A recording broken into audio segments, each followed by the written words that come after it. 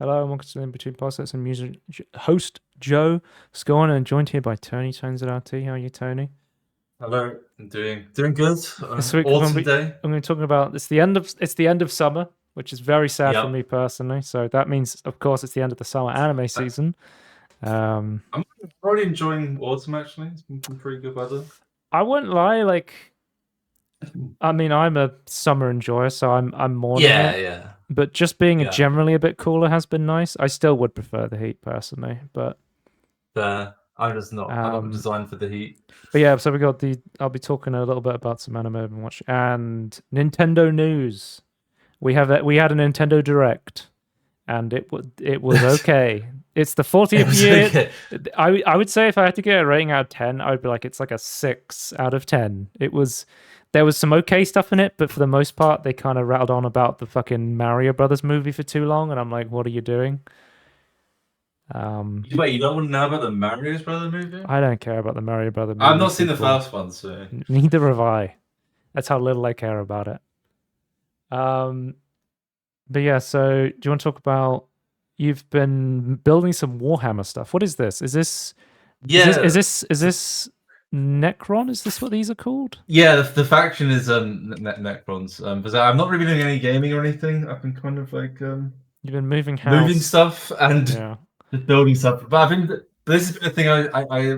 I checked my order history. So my first order was like the start of August. So it's kind of like a couple of months or 7 weeks, I guess, 7 to 8 weeks of me doing this now. It's like I've built all the stuff.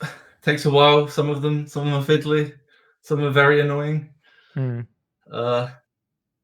So, and the plan is to paint I have to apologize for the photo, right? This is just my phone in artificial light. It's just kind of shit. How old is your phone at this point now? I got it end of 2019, I think. Okay. No, start of 2019. And it was new at that point. Yeah, it came out that year. 6 years old. Yeah, it's 6.5. Yeah, I call it 6 because it came out like mid year. Right. I think it came out that year, not the year before. So yeah, I think it's 6 years old. Yeah, it never had a great camera to begin with. It was like one of like the quote unquote flagship killers, where they always just like something like many things they don't like spec high on, and one of them was cameras. Yeah, I don't think OnePlus is great with cameras, so it's something they're not good at. Speaking of phones, I actually ordered an iPhone 17. I've had an iPhone XR for fucking years now, and it's just got to that point where Apple's like, okay, 7 years, no longer supporting it anymore, and then the battery's starting to go a bit, and I'm like, okay, I need a phone upgrade. And I think like legit the base iPhone 17 might be not only like the best base iPhone that Apple has done in years, but it might actually be one of the best deals in phones right now. Yeah. For what it can do. But yeah, but I'll talk about. I ordered it because I ordered an Apple Watch, the new Series 11 Apple Watch as well. So, but it was like we can send you the Apple Watch immediately, but you're going to have to wait a few weeks because I ordered it from Apple, and they were like, the delivery's not going to come till October. Do you want to send it separately? And I'm like, well, yeah, it's like a week or two away from getting the phone. I'll just have the watch early and use it with my XR. Turns out, it only supports up to the Series 11 as the minimum, so it's the one phone generation above my one. So I can't actually. So my Apple Watch can't. I can't use it. It's like an actual. It's a paperweight. It's a bracelet at this point. Yeah. It won't let you use it in like limited functionality, from what I can figure out. Can you like time? I feel like time isn't. I can't tell the time with it. What? Because I have to pair it to a phone. It won't let me not pair it to a phone. I don't understand that at all. At least from what I understand, it's possible to hack it. Wait, how did Linus do it when he was only on Android though? Like, what did he do that? He probably paired it to an iPhone and then used it that way. I don't know. Okay. Do you have to have an iPhone to use an Apple Watch? Yes, you need an iPhone to set up and use the Apple Watch. Like it is required to pair it to a. He probably paired it to a phone, and then maybe he was able to use it independently without the phone. Because I can't even set it up. Because my iPhone, I tried and I opened my iPhone. It's like, yeah, we don't support. You need to have an iPhone 11 or later for the Series 11, and you need to be on iOS 26. Because they've changed all the naming conventions now, which is nice. Because so it's like iOS 26, Watch OS 26, iPad OS 26. They're all the same number, and it's just the year afterwards. It'll be 2026, right? Yeah, that makes sense. But yeah, so I'll probably talk about Apple Watch and iPhone stuff when I am able to use it. But sorry, I went off on tangent because you were talking about phones and cameras, and I'm excited to use the new camera. Oh yeah. But tell me about Necrons in Warhammer. Well, the faction in general. Are they like haunted robots or something? Yeah, so they went to sleep for 65 million years. Yeah. They lost their souls, biotransference, like normal bodies into robot bodies. Yeah. And they're kind of just being decayed throughout all the sleep. They want to reclaim the galaxy, and they can reanimate. They basically they're like made up of nanites. In fact, like they've got like living metal. Right. So they're made up of nanites. They can repair themselves. This is the future that Brian Johnson wants. You know, they don't die. Yeah. Yeah. No, I think they are. Yeah, they're basically like robot skeletons, right? With like lords and it's just I think I've power washed some of their stuff. Sure. You know. Imagine. I don't know how that would work. Because it was like you said it was like a Necron ship I was in the Power Wash Simulator thing, didn't you?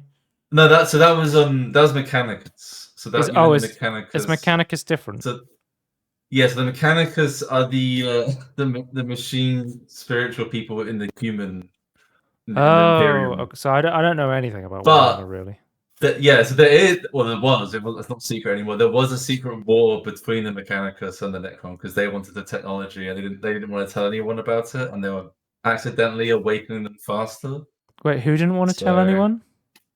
The Mechanicus. The thing with the Mechanicus is that they just want to learn everything. So they just want I want to put a hoard all the tech. Right.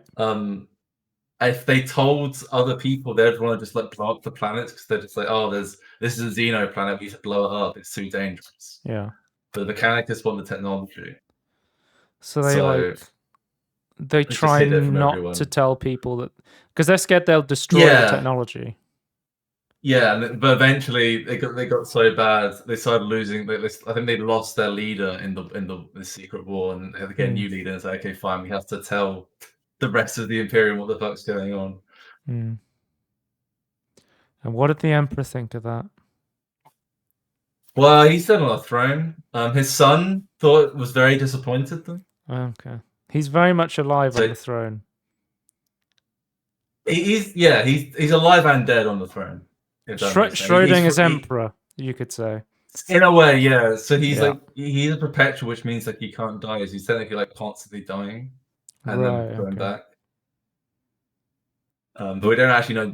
We don't know that much about what's happening. Like it's kind of shrouded in. I mean, everything in Warhammer is kind of technically shrouded. So I know in your new house there's going to be a room for Lego. Will that be shared with the Warhammer, or is Warhammer getting a room? Well, I was gonna. So what my plan was, I put like 2 sets of shelves in my living room, like behind the dining table. I was gonna have I wanted to make terrain, like trees and terrain stuff, board, or like ships. Yeah, I mean more like a. I was thinking of going for like a machine Mars sort of planet for these guys, but I might make like a fantasy one as well because I've actually got a couple of fantasy models as well. I got along with everything that I didn't take a picture of. Do you have some of the Vermintide sort of stuff? Was it Age of Sigmar? Yeah, Age of Sigmar. I do now actually. I didn't. Right. I've not built them, but I have some Skaven. Yeah. Cool. I've not built them. But do you plan on painting these at some point then? Yes, I have all the stuff. I have the paint. I have the hairbrush. I have some brushes. I have like paint thinning. I got varnishes and things. I just need to do it. I need to learn how to use the app. I just need to do it. To be honest, I need to figure out the space to do it in as well. I don't quite know the logistics of all of that. Like streams and things. I don't know. I mean, it's acrylics. It's not like oil wash. So like which like oil paint, which I'm used to. Where it's like you have to be in a well ventilated area. I guess it's not that bad. But yeah, it's just like so what you're saying is just like raw plastic. Like I need to like prime it first, and then to paint stick to it properly. Right. Okay. So you just do that outside sort of thing. That's what people recommend. Yeah. People that go rattle camping, but I go on airbrush, so I just use like a normal paint instead of just having to buy a specific rattle can for priming. Hopefully that works fine. I don't know. It seemed do you have a cheaper when I was having it up. No. You have a garage? It's just driveways in front. Okay. I've got a garden though. Yeah, you can do it in the garden. You can do it in the garden. Yeah. It just sucks when in like the winter, or if it's raining or something. Yeah. The thing is, like, already is. I mean, I did most of this in the summer, right? I did a finished couple of models the other day where it was kind of rainy and cold. But when you're gluing them together, you kind of need to have the window open as well. Like it's kind of like for me, I find garages so useful because for my bicycle, it's so useful to come in and out of the garage. Yeah. Just something that's like connected to the house that you can easily get in and out. Yeah. It's kind of, I think it's kind of like a budget estate sort of things. It's like really have like the room for a garage, I guess. The space is at a premium when it's new builds, right? Yeah, they just want to squeeze all these houses together. I mean, it's made the houses cheaper technically. But no, these are cool. And will we get an update when they're painted? Or is it 100%. Are you planning on just like slowly painting one at a time sort of thing? Well, my plan is, which I've been recommended by multiple people, is like just do a test paint on one of them, and then once you've got that down, then like just like kind of go through systematically, and then like put coats on go through like levels of detail. Yeah, because there is like a drying time. Like there's a speed of like doing it sort of sequential, so the drying time is like in parallel sort of thing.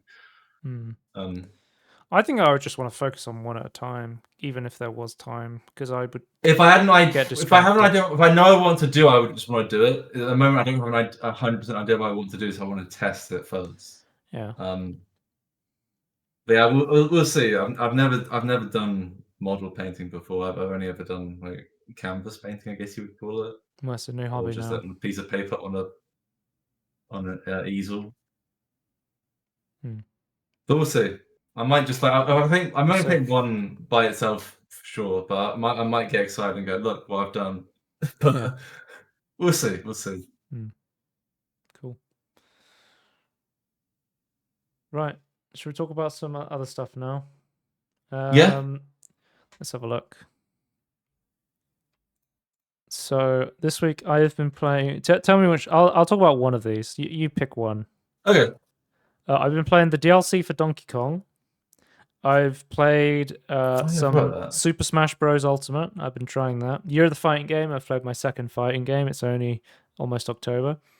Overwatch 2 hide and seek mode. Yeah. I found out there was stats for this custom game mode, and I have 12 hours in just hide and seek. Me and my friends spent so much time playing hide and seek. Yeah. And then I've been playing this new game, Mega Bonk, that came out, I want to say like a few days. It's not been out, maybe a week or something. It's basically like 3D Vampire Survivors. Oh, right. So what do you want to know about?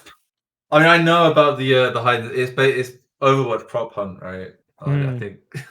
I just want to say I love. The play of the game thing. Play of the game. It's hilarious when it's just someone hiding as a. I have a bunch of fucking footage of hide and seek, by the way. If we wanted to do a tangerine on it. I mean, I don't know if we can talk about it that much, but yeah, we can talk about it. Maybe it's just a quick tangerine, maybe. I don't know. I think it's fun. I love good prop hunt. I'm sad that it's gone. I'm sad it's just like it was like a summer seasonal thing. Like I don't actually understand. It was just like so they were doing these challenges for a week. So it's gone now. Like it literally left the day before yesterday.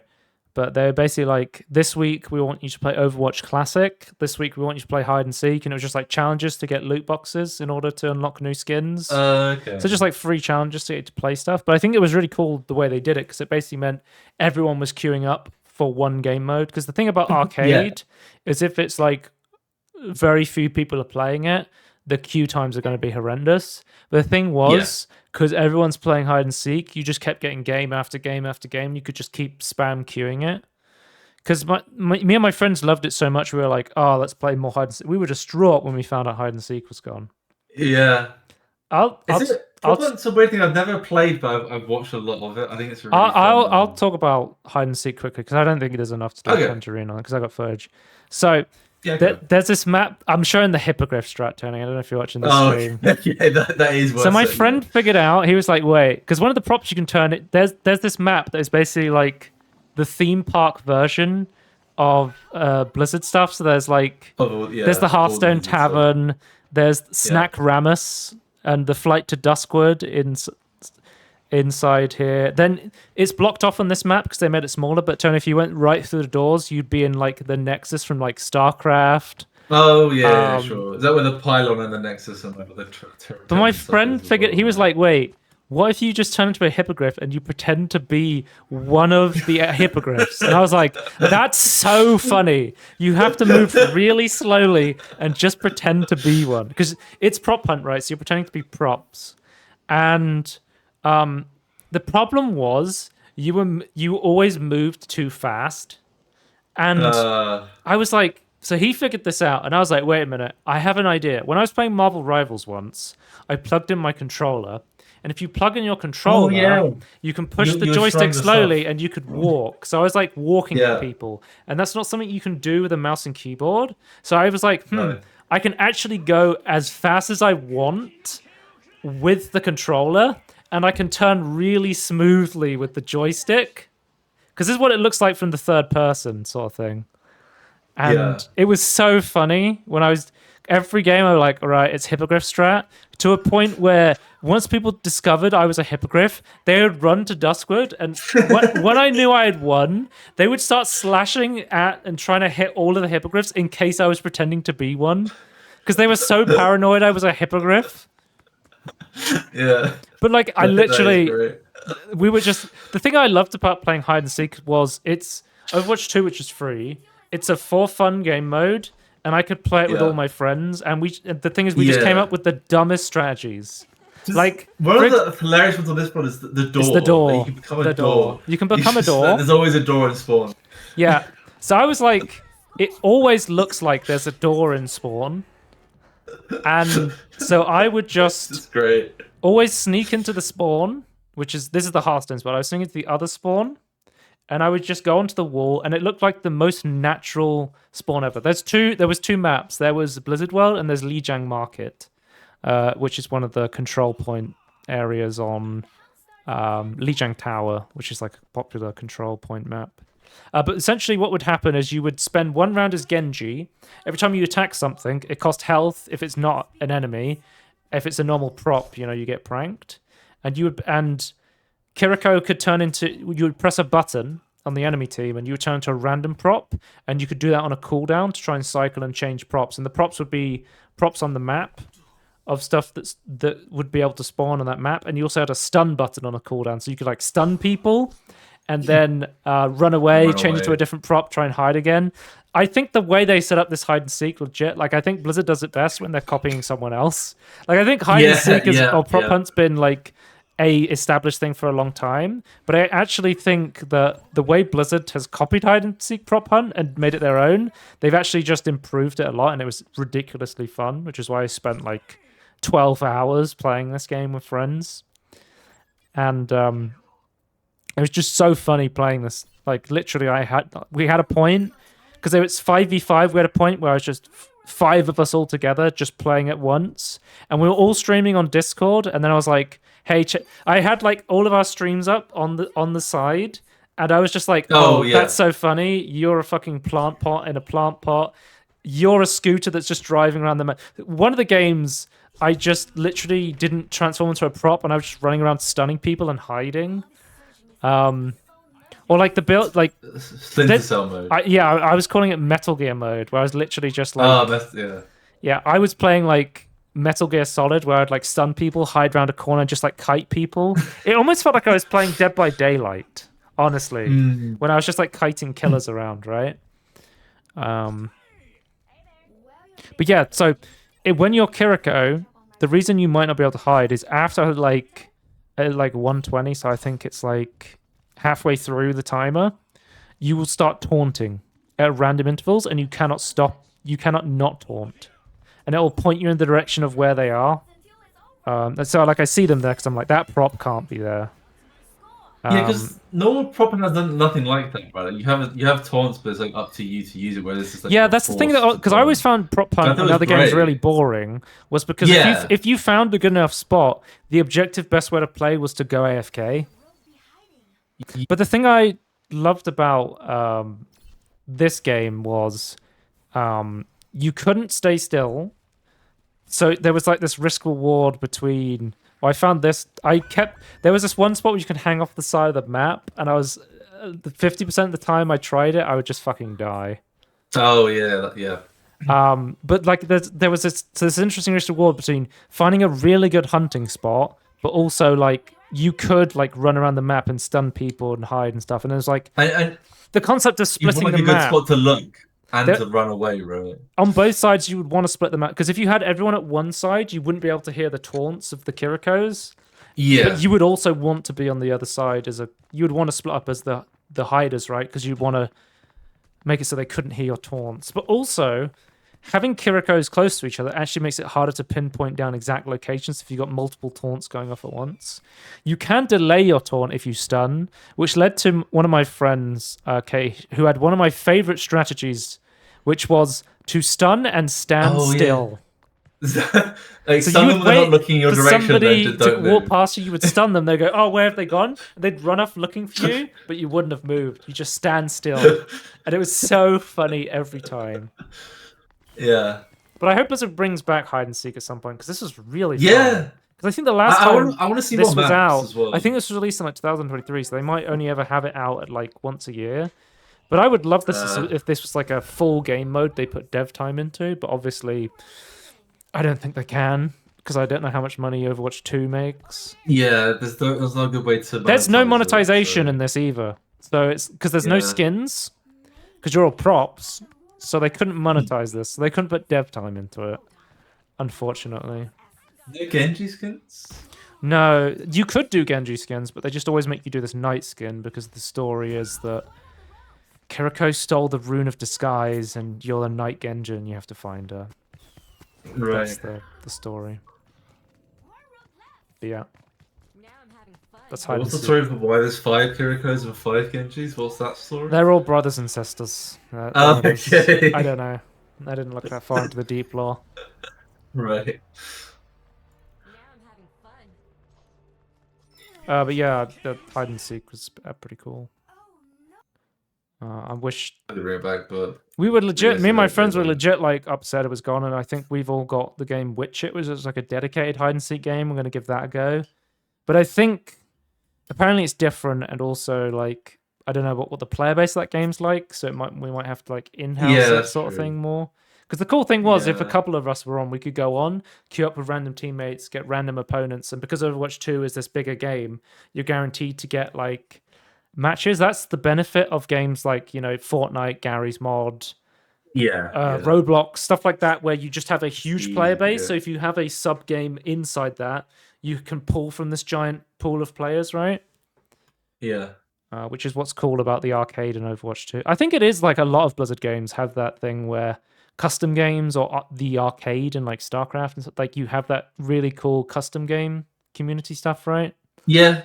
I think you get a lot of cool stuff out of that. So, but yeah, I talked about hide and seek, which I really enjoyed. Yeah, might talk about the rest later. Point.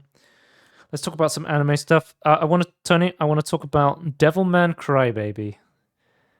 You could. So last time I said I've watched episode 1 of Devilman Crybaby, and I said, "What the fuck?" I've now watched episode I've watched all 10 episodes of Devilman Crybaby, and I gotta say, what the fuck? This show is strange. It's weird. It's violent. It is full of sex, fear, paranoia. It is incredibly interesting, and the animation style is very weird as well.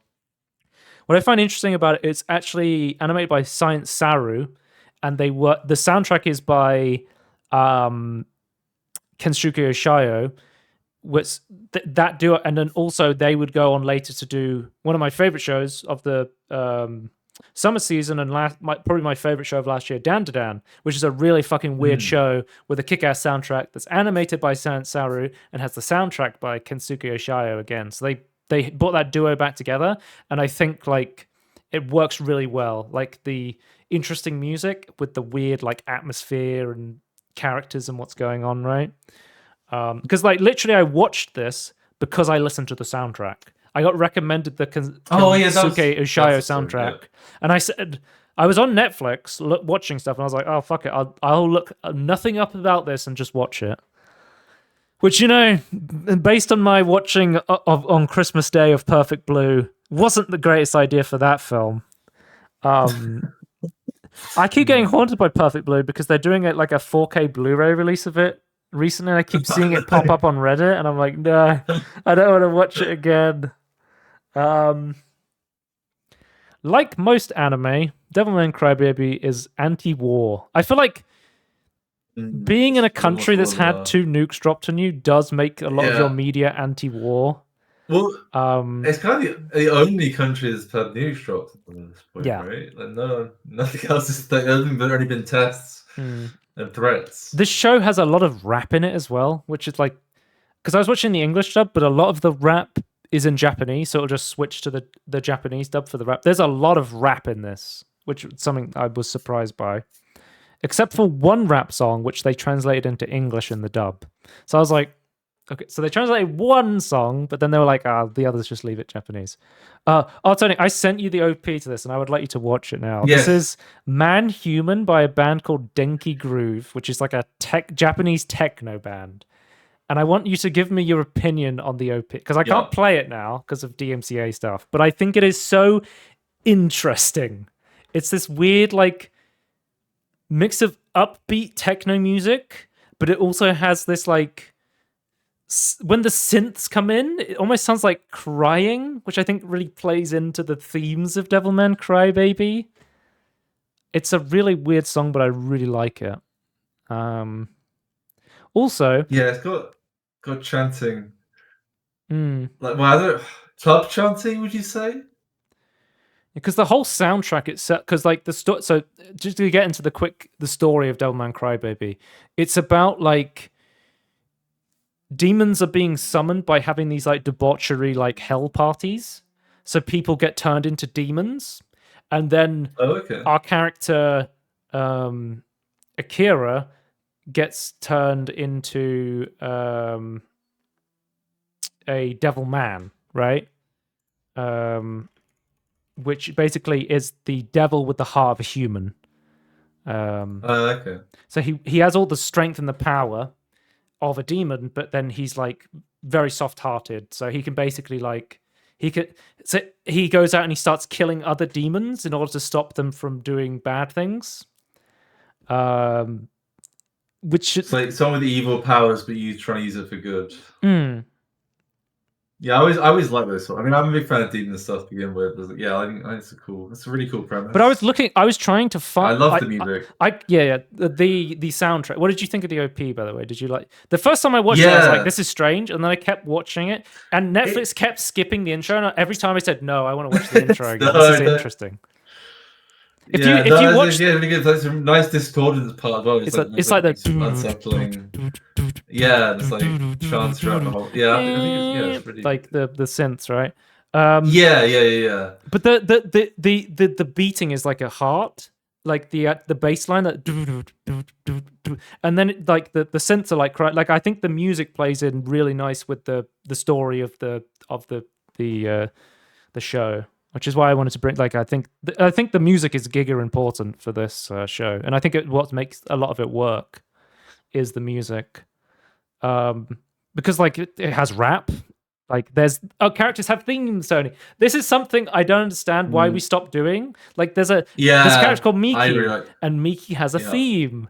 And like certain characters have themes and they're really interesting, and then they play on these themes with different tracks, and it gets really interesting. Yeah, you can do some clever stuff with storytelling. When I was watching Naruto, when I was like 11, 12, I could close my eyes and I would know that Itachi was on the screen based on the music. I would know Naruto was on the screen based on... Believe it! I would know he was on the screen based on the music. Like, character themes, I think when they're done well, are very... nice and useful. I like them. I feel like at some point, like in the 90s, like after the 90s, maybe like people felt that it was like I think in the obviously like films used to always have it, and maybe it's like people thought it was like too trivial or too boring. I don't know. I think when it goes too far, like when I watched the Beverly Hills Cop remake, the Axel F theme is played 200 times in that film. But they have different variations of it. But the entire soundtrack is Axel F theme variation. Oh, it's the slow version of Axel F. Oh, it's the super fast version of Axel F theme. Yeah. But yeah. So I was looking at... I wanted to find Denki Groove song on YouTube Music, because I have a lot of my anime music on there, and I couldn't find it. I was like, why can't I find Denki Groove's stuff on here? Turns out one of the members of Denki Groove, Pierre Taki, actually got caught with like a small amount of allegedly cocaine substance, like drugs. And this is so weird because like this show is ultra violent, has like insane sex in it. So like this is something, you know, you see more of in Japan. They don't like tone it down as much a lot of the time compared to like America and stuff like that. Wait. It gets pretty hard to get Sony Music found out that one of Denki Groove did some drugs, and they like removed them from the... Jarvis erased them from the internet. They like removed all of their songs from fucking like Spotify, and they like deleted them from the internet. And I was like, what the hell? That was such a interesting thing. But yeah, like Devilman has a theme, and one thing watching this, I had no idea of the original Devilman, which I sent you the theme tune of, and it's a it's a really old manga from like the 70s. And the interesting thing about the original Devilman is it was this really violent manga that got turned into a TV show, and they censored the shit out of it. It was like a completely different show.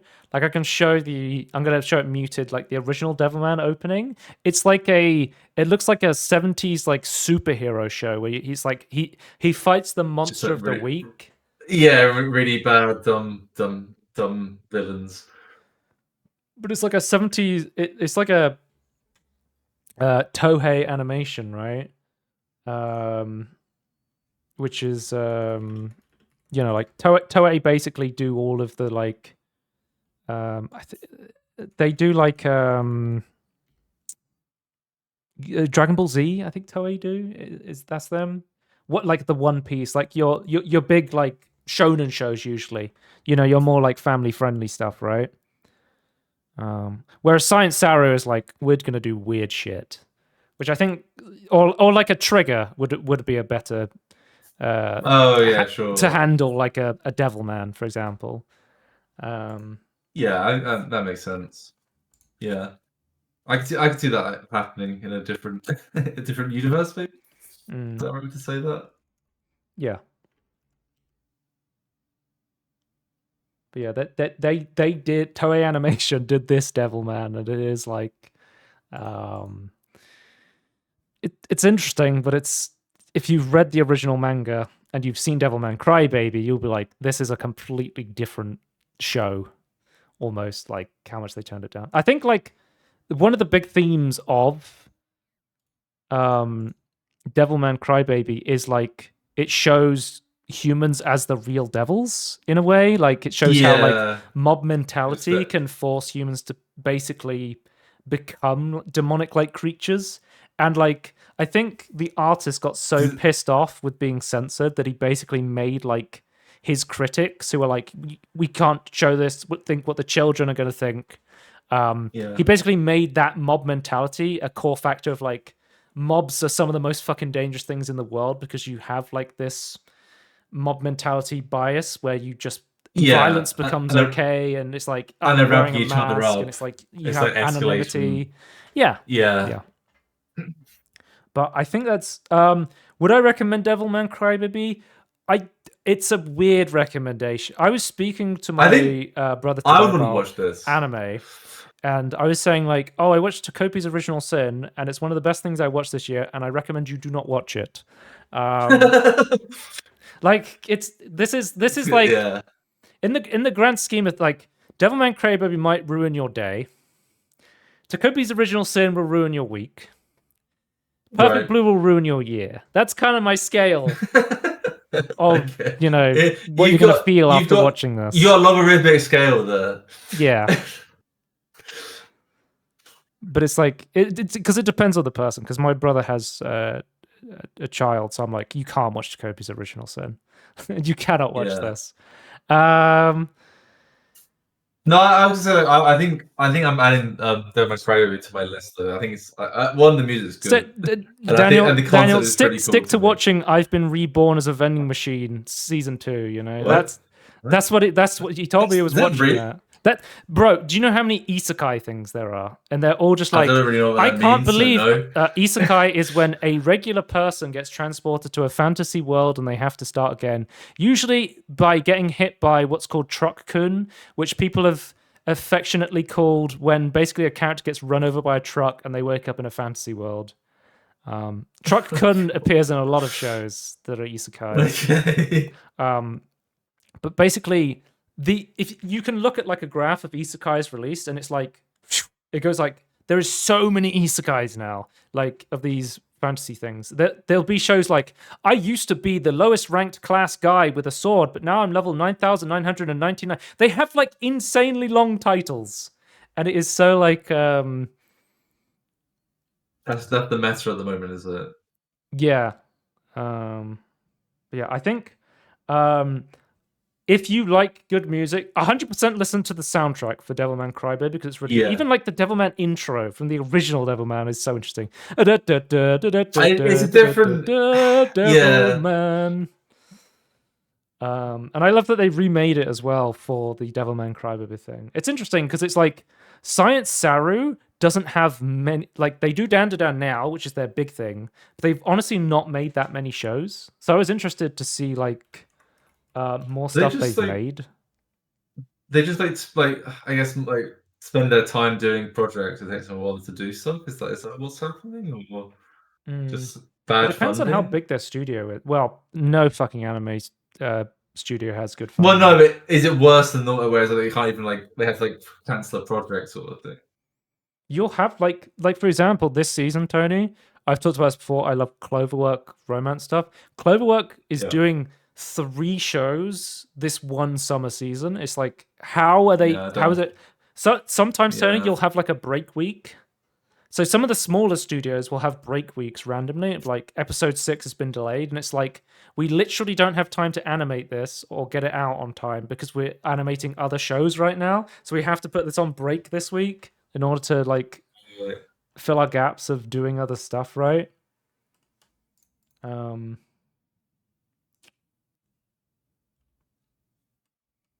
But yeah, so like they've done Dan to Dan, Devilman Crybaby. I don't know many of these other things. Like I've just genuinely never heard of, seen a lot of this stuff.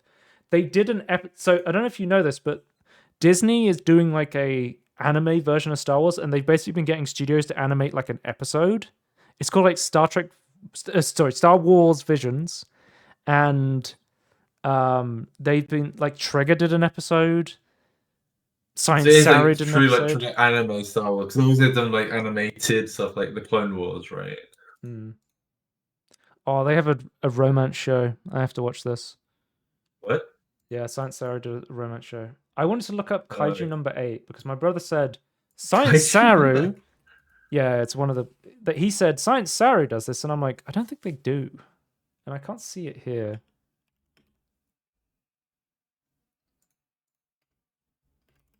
Who does it? Maybe they are the producers on it, which is why he's confused. Yeah, they're not at least not on season 2.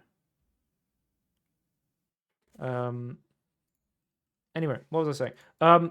Yeah, I think I'd recommend this to you if you're looking to see something very violent, very sex-filled, very... There was a point where I was getting like, oh no, it's Perfect Blue again. I was getting a little bit stressed. I was like, oh no. Oh, okay. But that went, and I was like, okay. But yeah, I don't think I can talk about this much more without going into spoilers, Tony. So I don't know if you want to leave this and move on, or if you want to talk spoilers, because I can talk about. Well, I think. Happens. But you said you were thinking about watching. I think I want to watch this. Yeah, so I maybe I'll watch it eventually, and then maybe speak about it. But it's one of those shows where I'm like, I have no idea what's going on, and I finish it, and I'm like, I have no idea what's going on, but I'm thinking about it.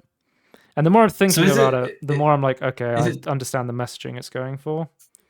Is it done now? Is this like... It's finished. It came out like 2018 or something like that. Right. Long time ago. There's no plans to extend it. No, it's just a one and done.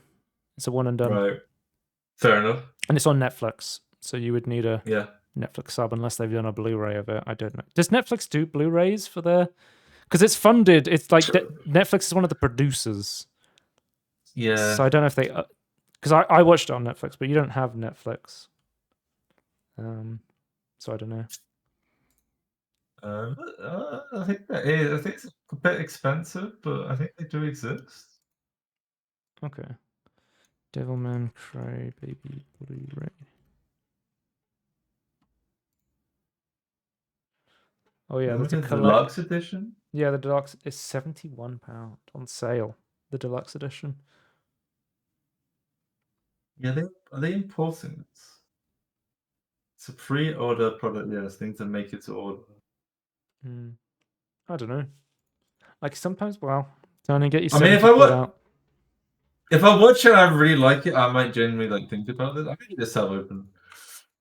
Yeah. Okay. We're fueling Tony's addiction to buying Blu-rays now. You know. That is true. Did we talk about this? Actually watch them. Did we talk about this? I was saying maybe you should get because you said you wanted to watch Apothecary Diaries. And you were like, oh, okay, it's like £30 a season. And I was like, no. It's £30 for half a season because it's a 2-core show. What the fuck? Again, I got to make sure I'm not speaking gibberish. A core is usually like 12 to 13 episodes. So it's like half a season. And then a 2-core show would be 24, 25 episodes long, right? So one season, which is 24 episodes, you would have to buy two £30 Blu-rays to get two separate products, £30 each. Is like, oh my god! And then season 2's out, Tony. So I'm just like, bro, just watch it on Crunchyroll. You would save so much. I don't understand where I've seen animated this before. I actually forgot until I searched for it again. So I don't understand why you split like £30 for like a new show. Well, maybe £35 for like 25 episodes of a new show. Like I think that would make sense. But yeah, Tony, I don't think £60 works. You know how my rating goes. One for them, one for me. This was one for them, one for me. I watched Rascal Does Not Dream of Bunny Girl Senpai. And can I just say, Cloverworks is the CEO of romance anime. They're always putting out, like everyone else is putting out shitty rom-coms. But fucking Cloverworks, genuinely, their romance stuff is so fucking good. Like, it has actually, like, and they're literally putting out 3 romance shows this season. I'm like, this is some of the best stuff out there right now. But yeah, I've been watching Rascal Does Not Dream of Bunny Girl Senpai. So the basic premise is there's this guy, Sakuta, and he's going into the library, and there's a girl walking around in a bunny outfit. And he's like, why the fuck is there a girl walking around in a bunny outfit in the library? And he looks at her, and she looks at him. And then she looks at him again. He's like, wait, can you see me? And he's like, yeah, I can see you're wearing a bunny girl outfit in the library. He's like, you're the only person who can see me. And he's like, okay, what the hell's going on here? So he is this student called Mai who goes to his school, and he can see her when she's at school, but whenever she's not at school, she can't be seen because no one's observing her. And I was saying, like, it's this... Right.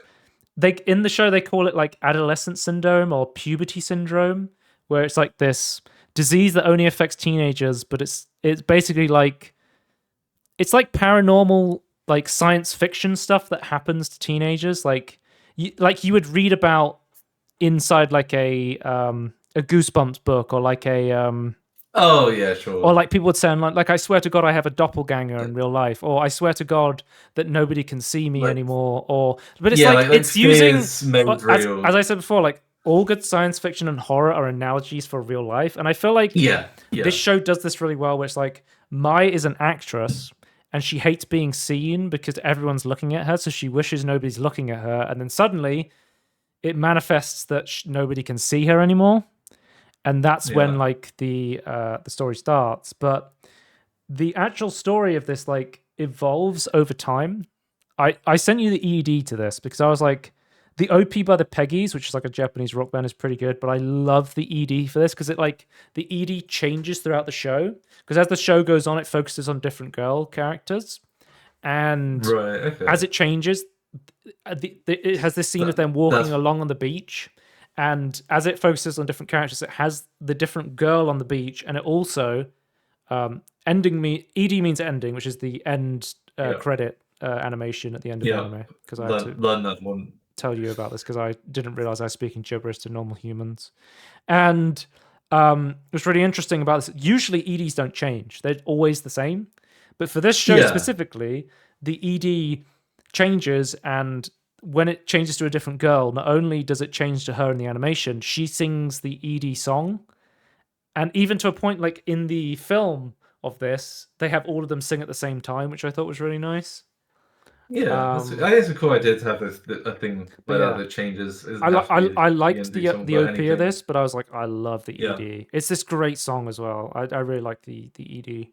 The thing I love about this show is this weird mix of like rom-com romance but with sci-fi stuff, because Mai is only seen when she's observed, and they kind of there's like Futaba. I think that's how you pronounce it. Something that's really interesting, Tony, I can pronounce the name of characters a lot better if I'm watching something dubbed, but if I only see people's names written down, I actually find it a lot harder to pronounce it. You need both the sound and the writing. But yeah, she's she's like the science character, and she's like Schrodinger's Neko. So only when you observe somebody do they exist, because they exist in this state of existing and not existing, and it's the observer that causes them to exist, right? Because it's this, if you put a cat in a box with a poison vial that goes off it's like an hour or something, right? There's a 50-50 chance they're alive or dead, and only the act of observing whether they are dead or not is whether they exist, but they kind of do exist at the same time. It's complicated science stuff, right? But it's a pretty popular science concept. That's a pretty popular explanation, and that is an analogy of real physicists like that made it. Like obviously, like Schrödinger is a real physicist, right? Yeah. I think a better explanation that I would give is it's kind of a particle is like a wave that's kind of anywhere, and when you measure it, then and only then does it become a particle. There's probably better ways to explain it, but I think there's a better way of doing it. But yeah, usually when I watch these romance animes, I'm like, it's the anticipation that they're going to get together that I really enjoy. And it's like most romance animes, they're like slowly getting together over time. Like if you love slow burn romance, The Dangers in My Heart is some of the best slow. It's like, oh my god, it's episode 13, season 2, and they just held hands. That's crazy, bro. They're getting so much closer, which was insane, because we had like an episode of Dan where Momo and Okarun held hands, and everyone's like, this is one of the greatest moments of all time. I can't believe it. But the romance in fucking Dan is actually insane. Did I ever tell you the reason the romance is so good in that show? Was like the first writing of it was bad, and it's like, no, go and watch. Go and read like 200, 300 different romance mangas, and then come back and write it again. And he was like, yeah, and now the romance is really good in a fucking shonen show. Oh, Tony, I don't know if I talked about this last week, because Dandan's finished now. We need to add new genres to Dandan, because Dandan is every genre. It's horror, sci-fi, romance, fucking slice of life drama, action, fucking everything. It became a kaiju mecha anime in the season 2 finale. So we need to add those to the genre. Okay. But yeah, anyway. There's a lot of science stuff in this, but I think it's fine. But I probably think, as you're someone who understands more about science, there's a chance it would just piss you off. I can kind of ignore it if it's wrong, right? Like, because they go into concepts like Schrodinger's cat, quantum entanglement, Laplace's demon, the concept of if a demon with a mind quick enough to calculate the position of every single atom in the universe, he could see through determinism, he could figure out the future as a concept.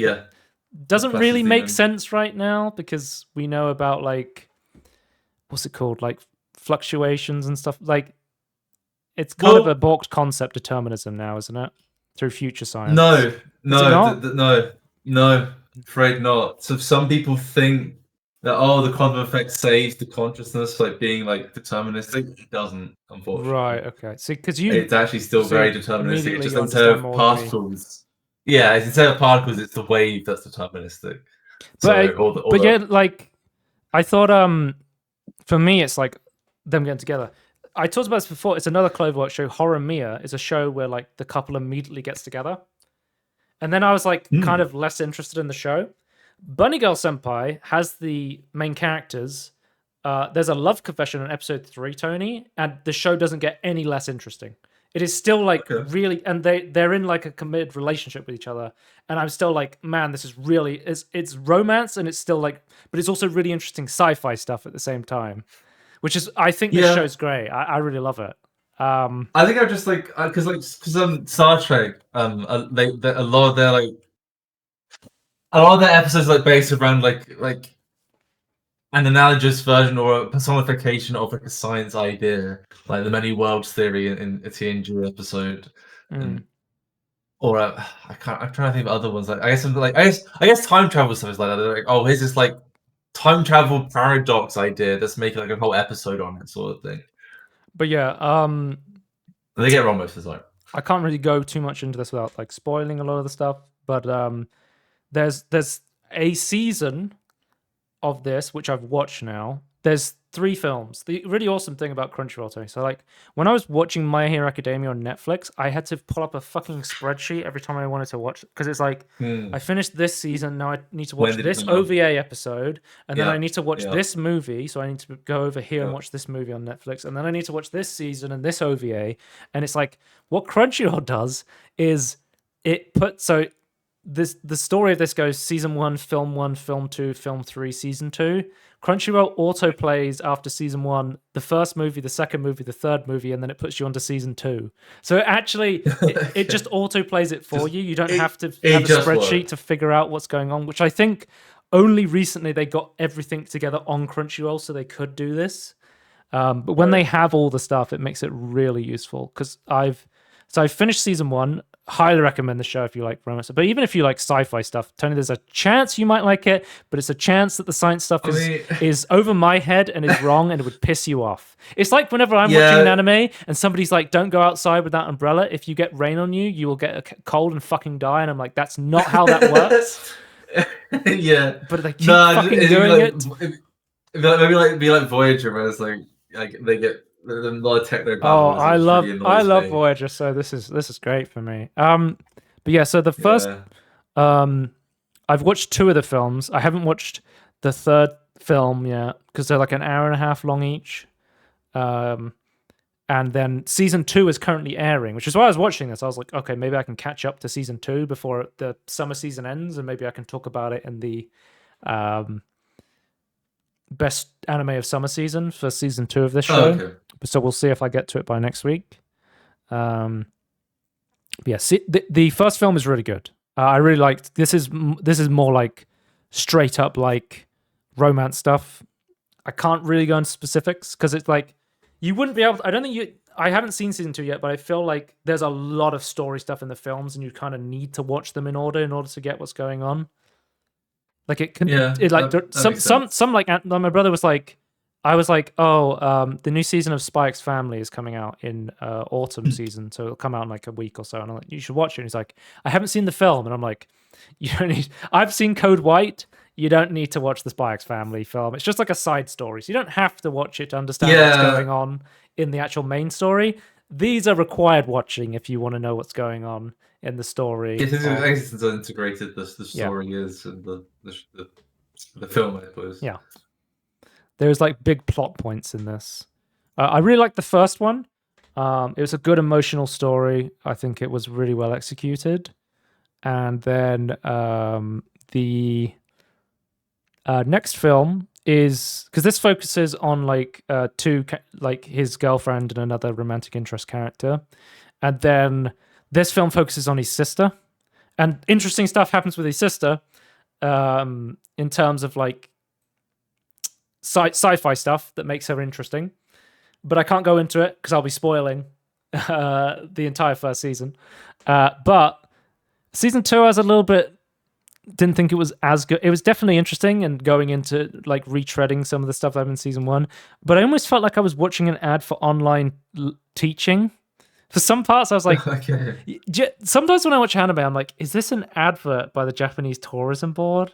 Like, I'm just like, there'll be like a hyper specific. It's like, it's about fishing in this area of Japan, and I'm like, is this a tourism board anime? Like, are they trying to like?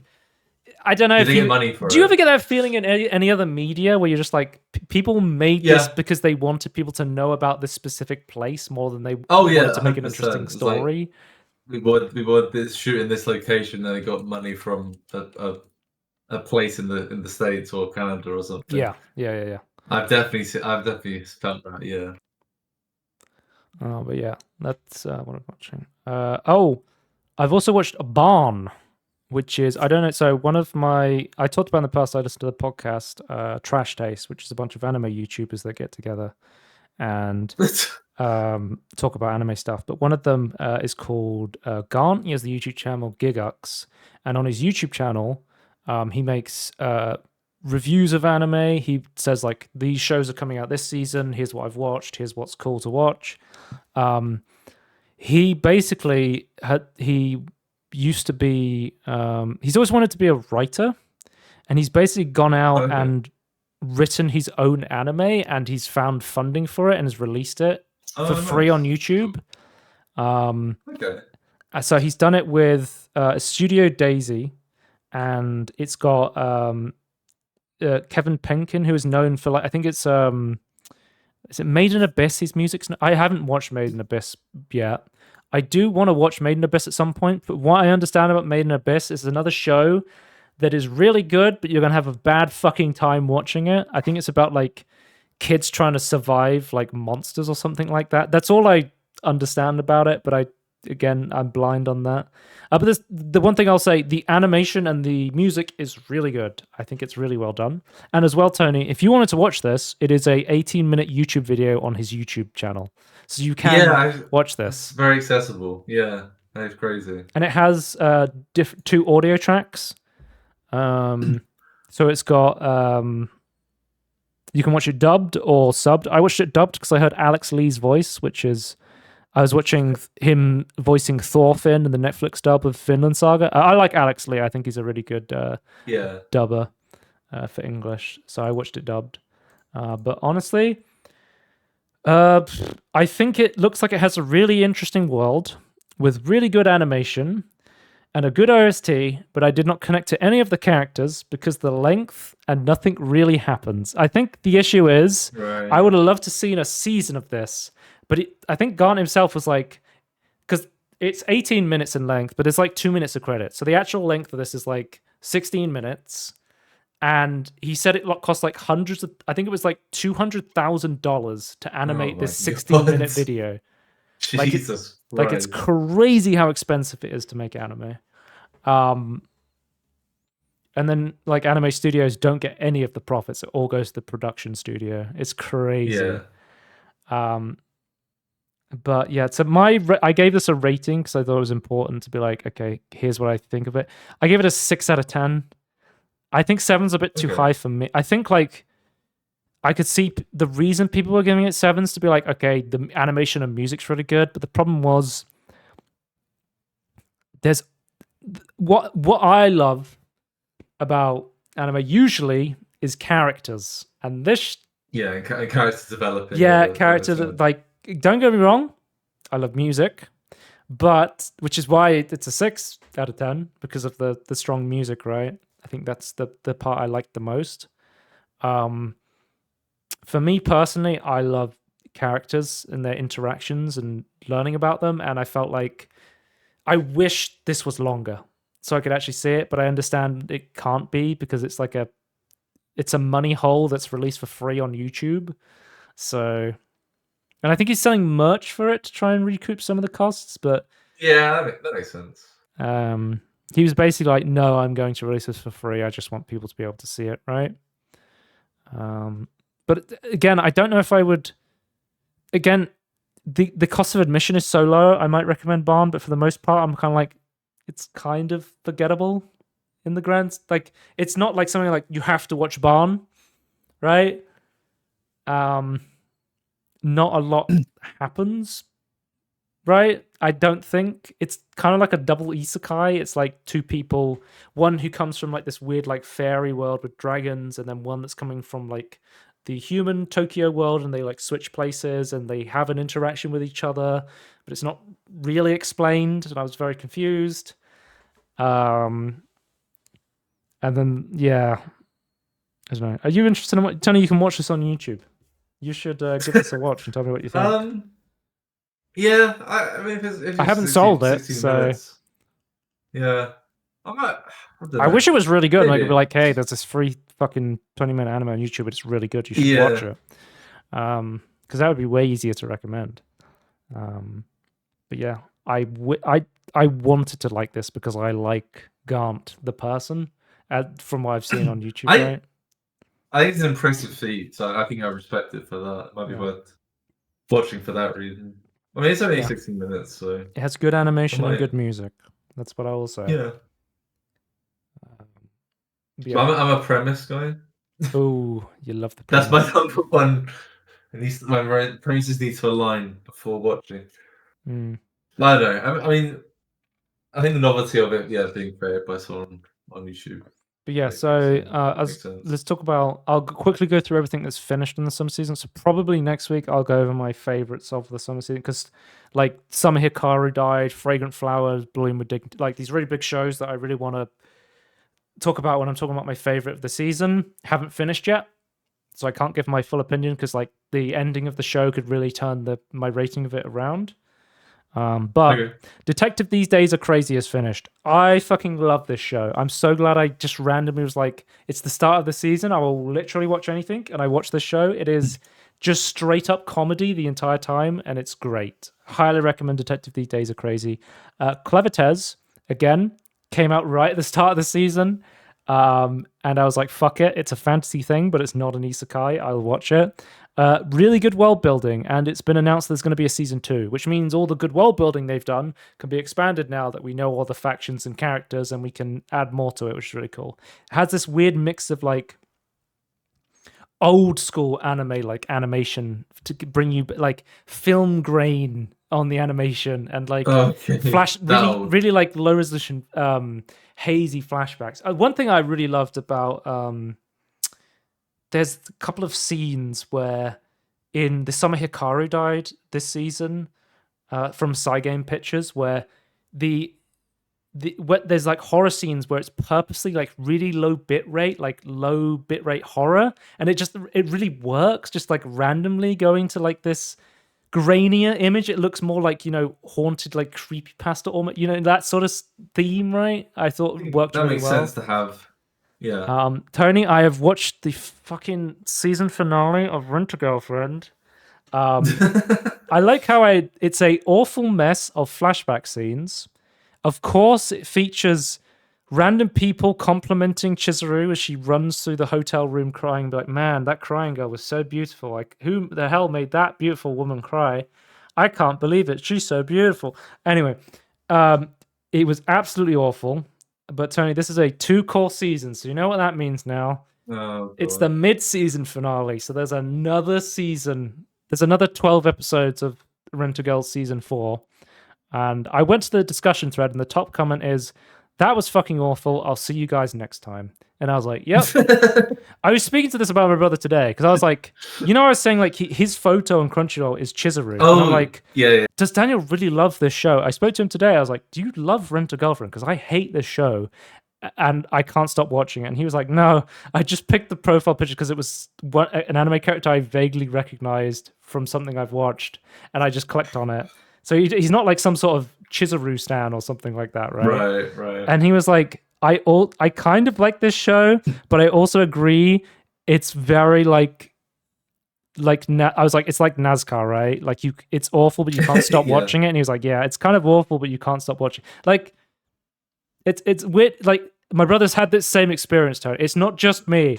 Like, Rent-A-Girlfriend is fucking awful, and you can't stop watching it.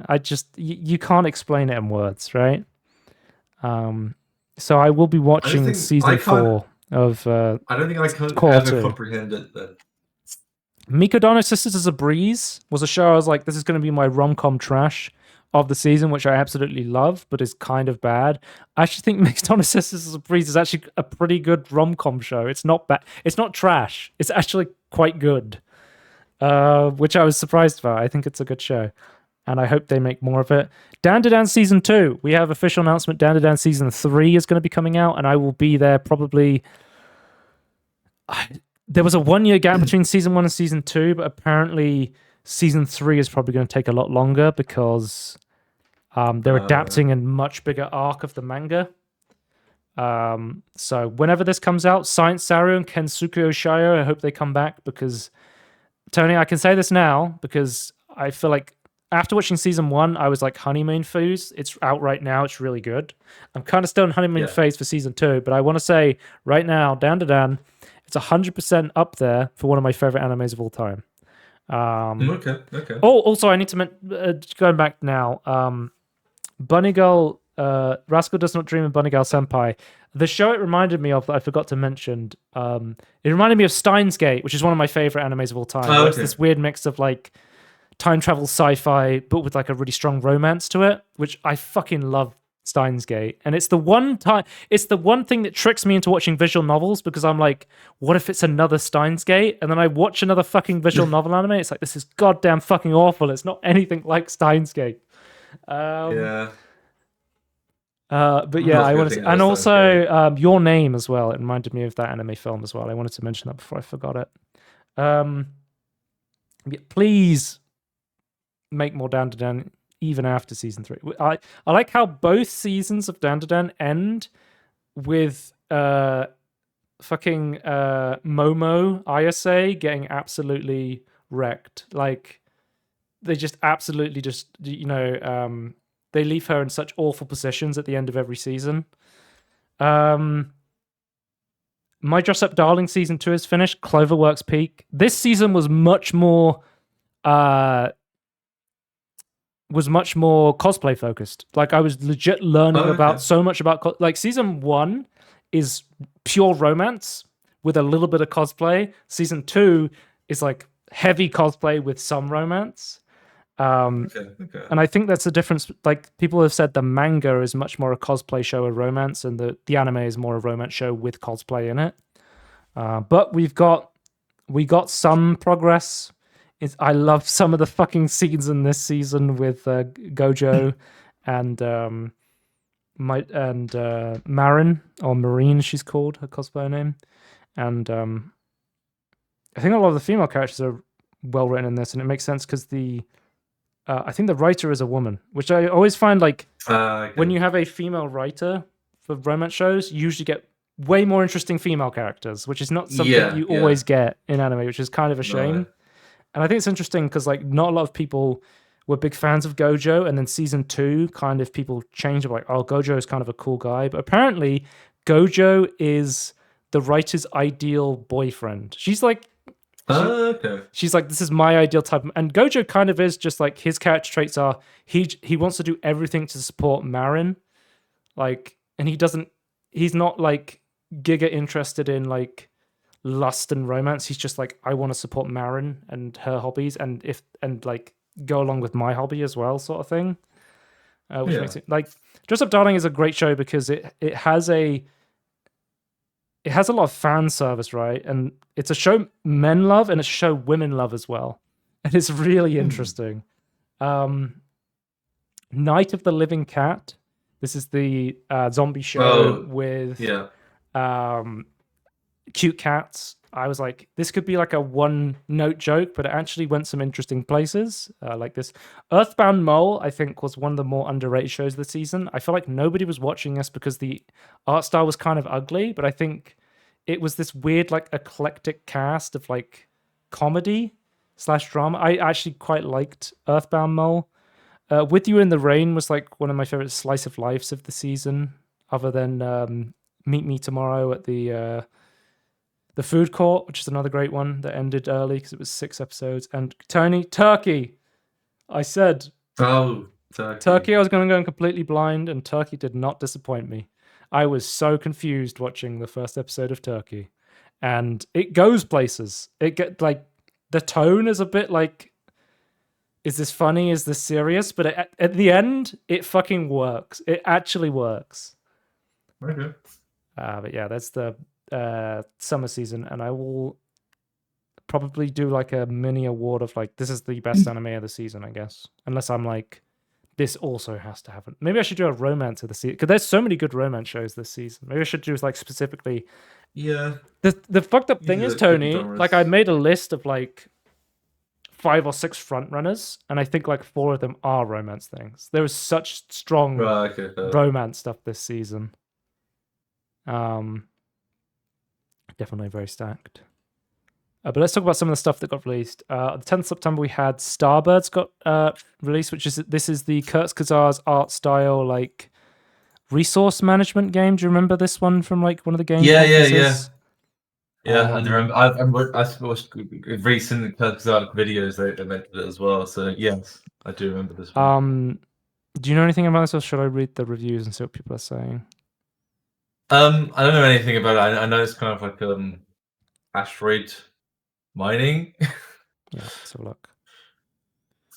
Let's have a look. This was originally a positive review, but upon further reflection and considering the reach of the creator and the fact it's already overwhelmingly positive and changing it to negative. In a nutshell, though it looks and sounds great, the game is too easy and the challenge are not interesting. Know this is not a resource management game. It is better to think of it as a puzzle game. Also, currently only the first 2 worlds are available. The game is not finished. This is not basically done kind of early access. This is part of the criticism. This is not part of the criticisms, just to let you know. Somebody says, like, treat it like a Kurtzkazar's merch. Buy it to support the creators and the dev. Don't buy it for gameplay during early access. Yeah, that makes sense. Some people seem to really like it. Like, as a game, it's a bit of an imitating mental load to it. It feels like there's a lot to keep track of, which makes everything seem more difficult than it is, despite the simple and easy to move through UI. It's hoping there's a eureka moment down the line. There are a number of special challenges. Some people are saying, like, it's too easy. Some people are like, oh, it looks kind of intimidating and hard to get into, but it's easier once you get into it. Interesting. Borderlands 4 came out, Tony, and this, oh my, Randy has been getting his fucking foot in his mouth with this one. I could just talk about what the fuck Randy Pitchford's been saying for this, because he's been saying, like, I've heard him, like they got on like BBC Radio 1, whatever their news show is, like they even got like a clip of it playing there. So he's getting his running and he's got to talk to the media again. Yeah, he was basically, people are like, this is fucking poorly optimized. And Randy Pitchford was like, you know what? You just need to upgrade your PC. It's not poorly optimized. Not again. I heard it has like people starting it, like, for example, a 5090 and a 9800 X3D at 1080p is getting stuttering. I think it was struggling to get like much over 60 in like the fucking max setting. Is it Unreal? It was Unreal Engine 5, of course, my friend. Oh, okay. It's the year of Unreal Engine 5. Yeah. Of games that are unoptimized and buggy messes. Yeah.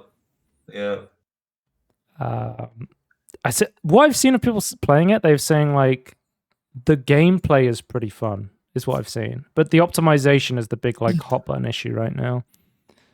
What about like the story and characters? Like, if you were enjoying I haven't heard too much that? about like the story and characters, to be honest with you. Okay. I think it might be toned down. One of the positive reviews starts with, "Look, Randy as a CEO is a dickhead." The game however and optimized as it was at launch is slowly being fixed via patches. Yeah, we'll see about that. Yeah, they say that, but has any of these stutter things been fully fixed? I mean, Jedi Survivor has had like 7 or 8 fucking patches, and they still haven't fixed the stuttering issue to this day. So, it seems like maybe a wait for sale game, like potentially down the line, because it costs fucking £60 to buy this game. Like, yeah, it seems like I've seen. If you really want to play more Borderlands, if they fix it with patches potentially, it seems like people like the gameplay for the most part, but we'll see. I see a lot of people, or friends and acquaintances play it, but it's the sort of people that like just play the new thing and like just be obsessed with the new thing. Is it on Game Pass? Yeah, I guess that helps as well, right? I don't know. Is it on? I'm asking. Do you know? I don't know. I assume so, but I have no idea. I stopped checking when I cancelled my sub. I've never checked.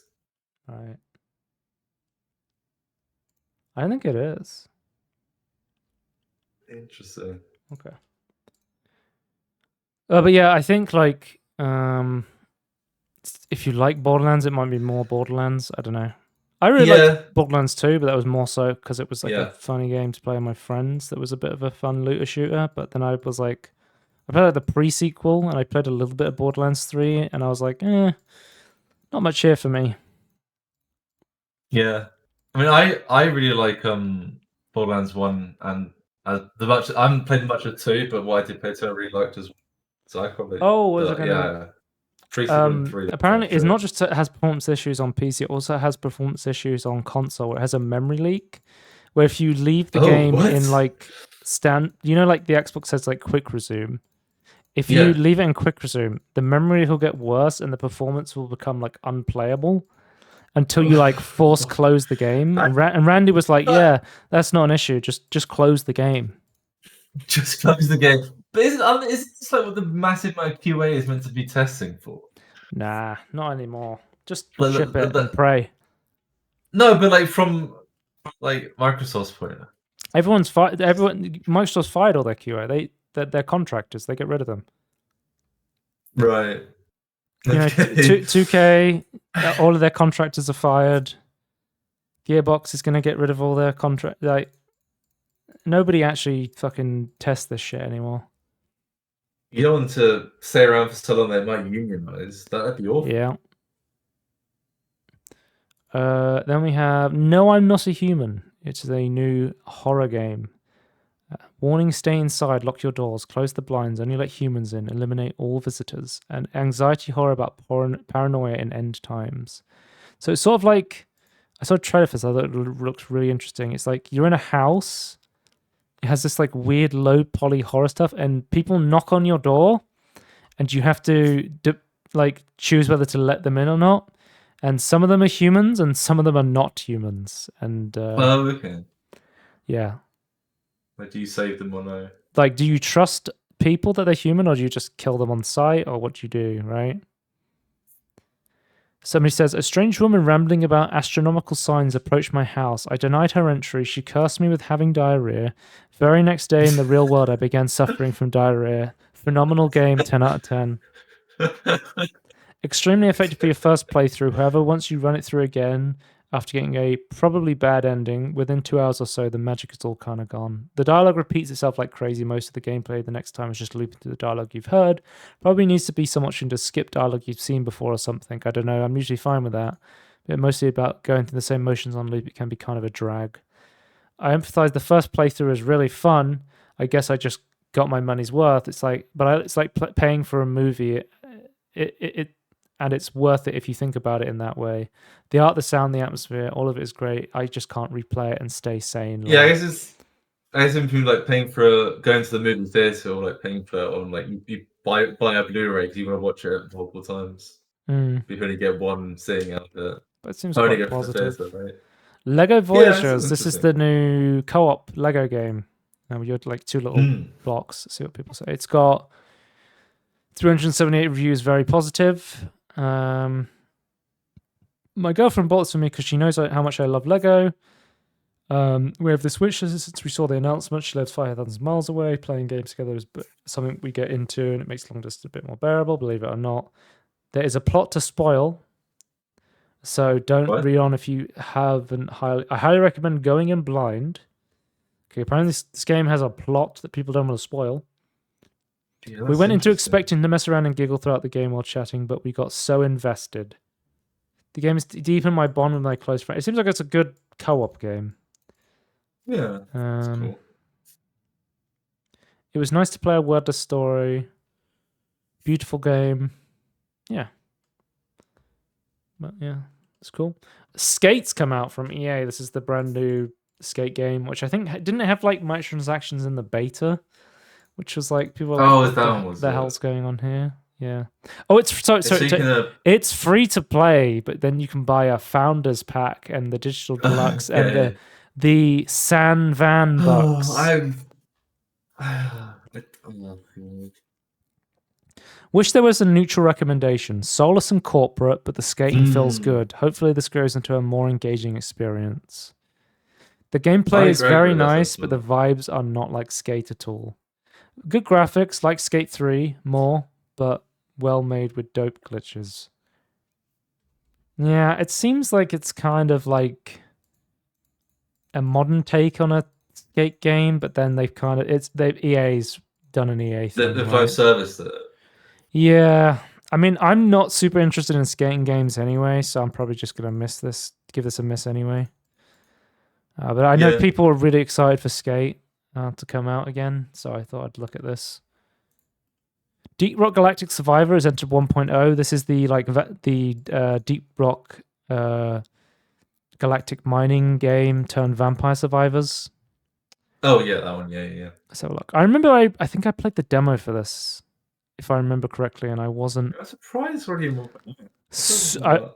I wasn't super impressed with the demo, but maybe it's got good. Well, it came out in early access in 2024, I believe. Yeah.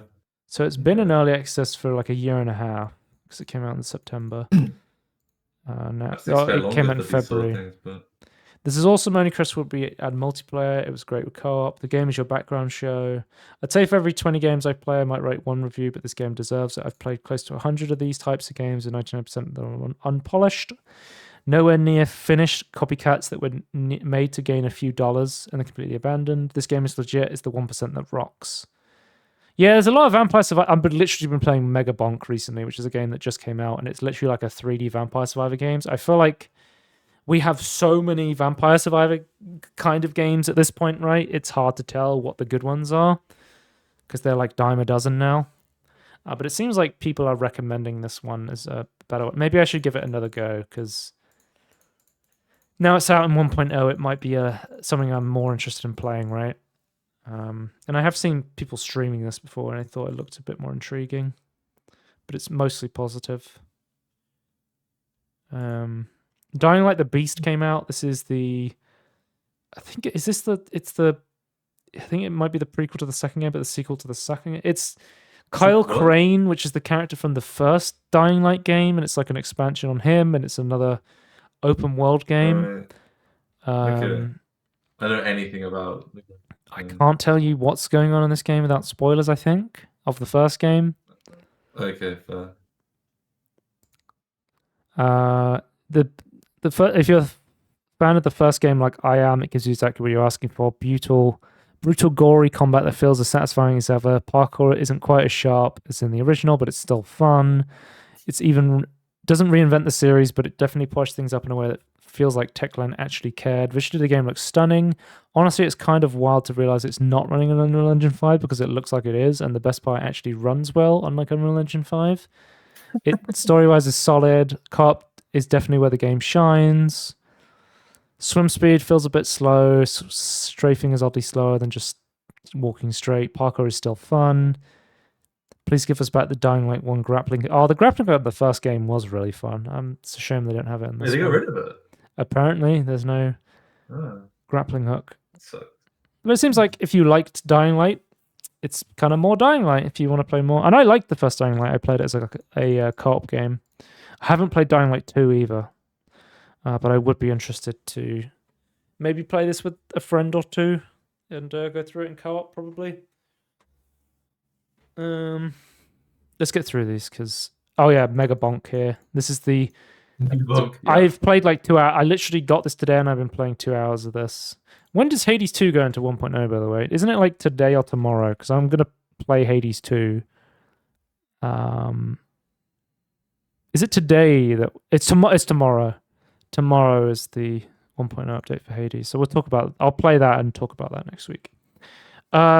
This is another, roguelite Vampire Survivors game, but I think what makes it interesting, it's kind of like a mix of Vampire Survivors and Risk of Rain, where it's like Risk of Rain, you have like that big open 3D world where it's like movement is interesting, where you can like jump over projectiles or slide underneath things and slide to get away from things or climb up things. But it's like Vampire Survivors where all your weapons are like automatically attack. I was watching gameplay of this and I was like, this looks really fun. And I was like, maybe I should just play Risk of Rain 2. But then I was like, you know what? This is like £7 and I kind of like the fact that it's more like automatic, like a Vampire Survivors where it just attacks for you and you can kind of more focus on your build and movement. I think that is the interesting thing about these survivor games is you don't have to worry about I need to press this ability and aim here. It's just like it's more about the build and the movement than it is about what items you get and the RNG, right? And it's like a risk aversion game, right? You're just trying to. There's RNG, but you can kind of nudge RNG in your favor sometimes, right? Which I think is what's best usually about these games. It's very positive. That's a fair way to describe that. Ratatan has came out. I played the demo of this and I wasn't a big fan, but I want to see what people are thinking about it. Let me preface by saying this is from a very early access and probably changes over time, hopefully in a good direction. I would really feel bad leaving a not recommend for this game as a huge Patapon fan because the core rhythm music and gameplay feels amazing, but however, this is where the amazing stops. It was made in order to try and do the best with the budget available, but the game has a severe lack of content. I beat the main game available now in 7 hours. There's only 5 stages. As you get further worlds, things just get worse. It seems that I completely forgot this is a rhythm game and instead throws bosses that spawns enemies frequently and throws homing bullets directly at your hero. It makes sense to stretch gameplay time over, even with it all took me 7 hours. Patapon did not have free movement. Instead, everything works in rhythm commands. It seems like people like it, but it's sort of an early access game at the minute. Like, should probably wait. This is what I feel like most early access games are like, just wait until that 1.0, right? I think unless there's a specific reason not to, I think, like if you really want to be a part of like development. Sure. Endless Legend 2, you played the first Endless Legend, right? Yes, yeah. I'm always bad at it, but yes, I did. Most helpful review is refunded. Some feedback. The UI is kind of a mess. There are things thrown over the screen without logic. The map is very pretty, but readability is bad. More options to highlight stuff would help. The quest text from Endless Legend 1 has changed into a dialogue system that is, sorry to use the word, extremely cringe. Every species reads like a 20-year-old modern-day human talking with their boyfriends, no matter if you're talking with a being made of living rock, a zombie, or a demon. There's simultaneous turns without the option for proper turns. The normal workaround for players that dislike it would be to sit and wait for the AI to finish their moves. The developers decided to slow down the AI moves as a response. There's a general jankiness to the maths of everything. This is the main concern, as this is the amplitude default problem in all of the games. The numbers and formulas in this game tend to be chosen seemingly at random. If I remember correctly, all of the games they make tend to be with lots of problems at the start, and then they slowly gets fixed. Because I remember people talking very positively about Endless Legend 1. But it's like a 4X game, right? Yeah. It's a but bit Civ-like, but with fantasy creatures. fancy and focused on like more combat stuff. But like in between simultaneous turns in a 4X game, that seems kind of interesting for like AI. Yeah, if I remember correctly, that's kind of how it worked before as well. It was right. I swear you could like have options like very specific, like or like there's lots of like generic and specific options you could do to like change it into like the turn time you wanted. I think I put it just like what I'd expect from Civ. Um, yeah, it never really made any sense because like, oh, but you don't need simultaneous when it's like combat activate. It's like, yeah, but there's still going to be they can still block paths of units and things, so it still makes a difference. And then we also have new Stellaris DLC. Tony has come out and it's got mixed reviews, as is tradition with all Stellaris DLC. Yeah, I was going through some of it. So some of the criticism is of the previous update where they're like patching like crazy, like a few months back. There's sort of thing about that. Some people were saying that the DLC itself was big lackluster. What they're thinking about. The whole point of this is like the previous big expansion was for the Bioship one. Before that was like with the robot expansions, and this was like meant to like complete the Trinity, I suppose, with the Psionic upgrade. So I think people were a bit disappointed. But some people seem to like it. But I think looking through these I was seeing, like not many of them were like, oh, this is really good. So I think from good to well, when you play this, you can talk about what you like and dislike about it. Yeah, I definitely. I was kind of waiting for like the hot patching to slow down. Obviously, I think that happened in August. But I was doing Warhammer stuff instead. So Slime Rancher 2 has come out into early access into 1.0.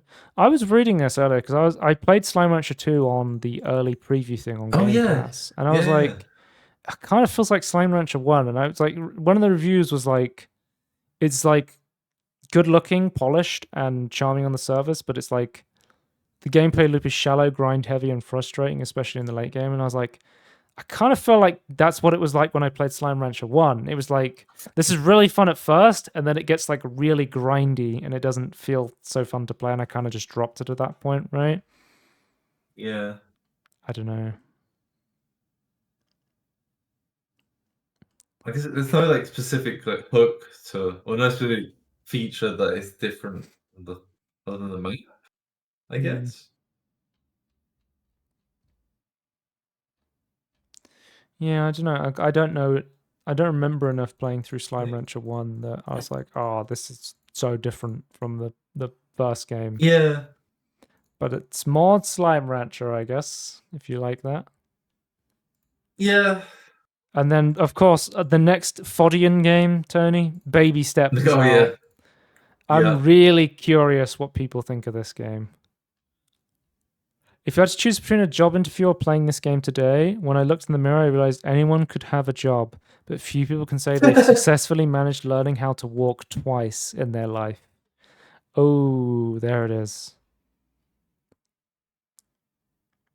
More enjoyable than I expected. The map recap in the credit was a good way to round up. I didn't do so much of the optional content because after getting the persimmon and climbing the towers, there was no reward for engaging in it. It's cool to have it for its own sake.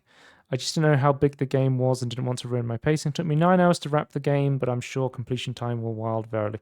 Yeah, when I played the demo for this, I was like, the mechanic of walking isn't actually that unfun. Like a lot of these games, right? I like the Fodian games. A lot of them lean more towards like rage bait, and they're like, we're gonna make it really hard to do anything. Once you actually learn to walk in baby steps, it's actually not awful to play. It's actually like a interesting like rhythm to it, which is why I actually really liked getting over it. Like once you get the feeling of like fleeing yourself with the sledgehammer, it actually feels kind of fun to do it in like a non-frustrating way. Yeah, it seems like people are pretty positive of this. I feel like if you see a game like this, you know whether you're going to like it based on whether you're going to engage with doing a difficult challenge.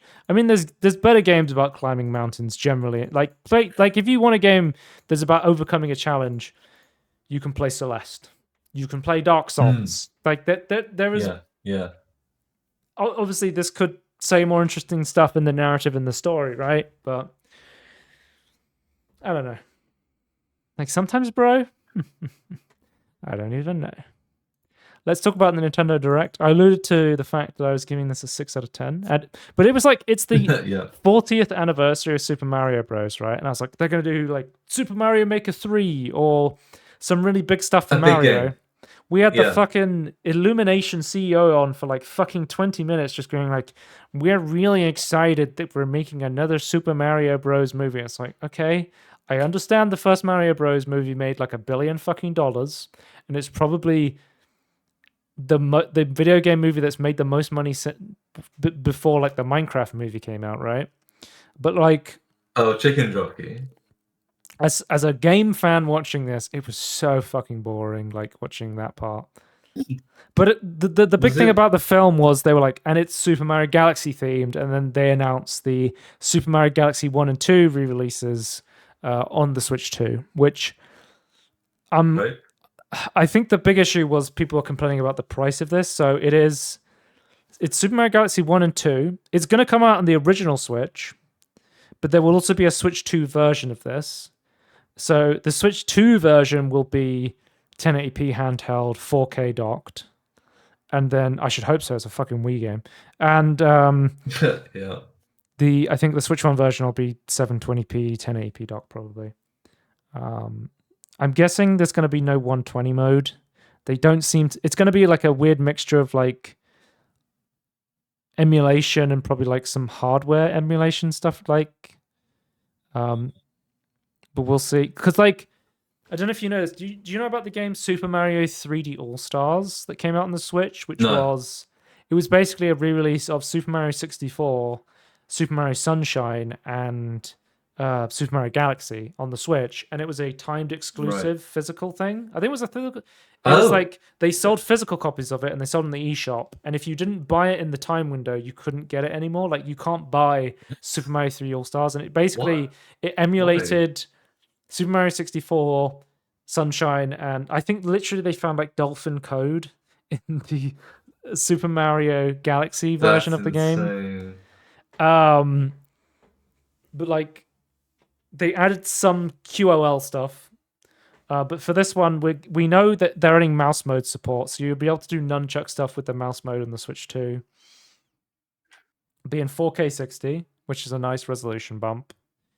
Having it on a handheld system, if you didn't already put it on your Steam Deck, is like a really nice thing, right? Like, I'm not saying like I 100% of Super Mario Galaxy 100% on my Steam Deck, but you know, having it on a handheld system would be nice. I mean, you modded your Wii, didn't you, to play it, right? I modded my Wii and I turned it into a handheld Wii. Yeah. Yeah. I'm thinking about getting Super Mario Galaxy 2 because I haven't played Super Mario Galaxy 2. But I do actually want to play it, and I think it would be nice to play it on the official Nintendo system because it's going to be optimized for that and the controllers, right? Because there was some weird waggle-tastic stuff on my Steam Deck, right? Yeah. That was kind of annoying. But for the most part, it was fine. I do hope maybe there's a way to turn some of the problem is with I haven't played Super Mario Galaxy 2, but I love Super Mario Galaxy 1. You need waggle-tastic stuff. Like there's a section where you're on a dolphin and you have to rate like it's like a manta ray thing, and you race across this water and you need to turn it needs gyro controls to like tilt the controller, so you like legit need gyro controls for that. And I don't know if they changed that in the 3D All-Stars version. But essentially, Tony, it's going to cost, if you buy Super Mario Galaxy 1 and 2 together, it's £58. So it's going to cost as much as it's like Donkey Kong Bonanza tier. And then if you buy them separately, they're allowing you to buy them separately in case you already have Super Mario Galaxy in the 3D All-Stars version for £33 each. So it'll end up being £66. So it'll be £8 more. Around. It's $58.99, so it's actually $15.9. It'll be £7 more expensive if you buy them separately. That's right. Yeah. But people are complaining. They were like, I think the issue was people were saying like, you could buy these games on the Wii eShop for like £5-10, and now because the thing is, like the Switch that Switch 2 upgrades, they're not really doing anything for the most part from what we've seen. Like mouse mode support is cool, 4K is cool. These are things you could do. You're buying the game again. Like, who's buying this? Like, I've never played this game before. They're adding like 1 or 2 more pages to the Rosalina storybook, which is like the story of Super Mario Galaxy. Like a lot of it is told through like this little storybook Rosalina had, and they're releasing a physical version of the storybook, and it doesn't have the extra pages in it, which is just so funny to me. Oh, also, they're also releasing, you know, the annoying talking flowers from Super Mario Wonder. They're making a physical version of that you can buy, and you press it, and it'll randomly make noises and like talk to you, which I thought. But where's the Alexa integration? Yeah. Oh, also they're adding an assist mode as well. So there's an option to. Okay. If you fall off the map, instead of dying, you'll get a bubble and you respawn. You can have more life. The assist mode is a cool thing. I actually think that's a nice feature. Yeah. I guess there's some development, but I don't know. But I'm not sure because I literally 100%ed the original Super Mario Galaxy like 2 years ago, like 3 years ago, allegedly on my Steam Deck, and I don't particularly want to play Super Mario Galaxy 1 right now, but I definitely think I do want Super Mario Galaxy 2 on the Switch. I think it'll be nice to play it on the Switch and have it like a quick, easy working thing to go, right? Because I haven't played Super Mario Galaxy 2 and I do want to play it. But I'm thinking, do I want to get the bundle and get both of them? That's what because it seems like it almost seems like a scam. People have been making the argument though, like, yes, you're paying a lot of money for these, but legitimately, and I can say this as well, as someone who has played Super Mario Galaxy in the past couple of years, it is one of the best games of all time. Like Super Mario, like you have to take into account the quality of the game that you're re-releasing. But that's fine. But you've already bought the game once before. Like I don't understand. Like, I do own a copy of this on the Wii. Yeah. That's my issue with all of this. That I think it forgets the point that you've already bought it. It's an old game. Like, they're not like making the game from scratch. Like where's their argument for making it that point?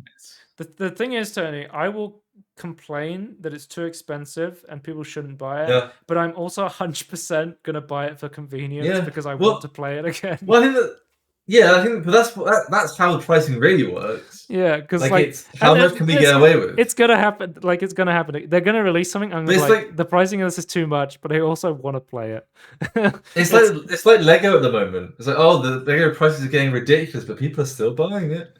Yeah, I'm sure you're guilty of doing this stuff as well with other games and Lego and stuff like that. Oh, right? For sure, but I'm not going to shut someone else's logic down for going, oh, but if you think about it, I'm not going to do that. That's just dumb. I think I know you're not doing that, but like, the people do that.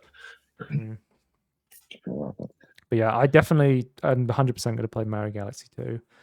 The next Mario game they announced as well was Super Mario Tennis Fever. So it's a new Mario Tennis game. Okay. And I liked my time with Mario Tennis Aces, but there was nothing about it where I was like, oh, I have to play more Mario Tennis Aces.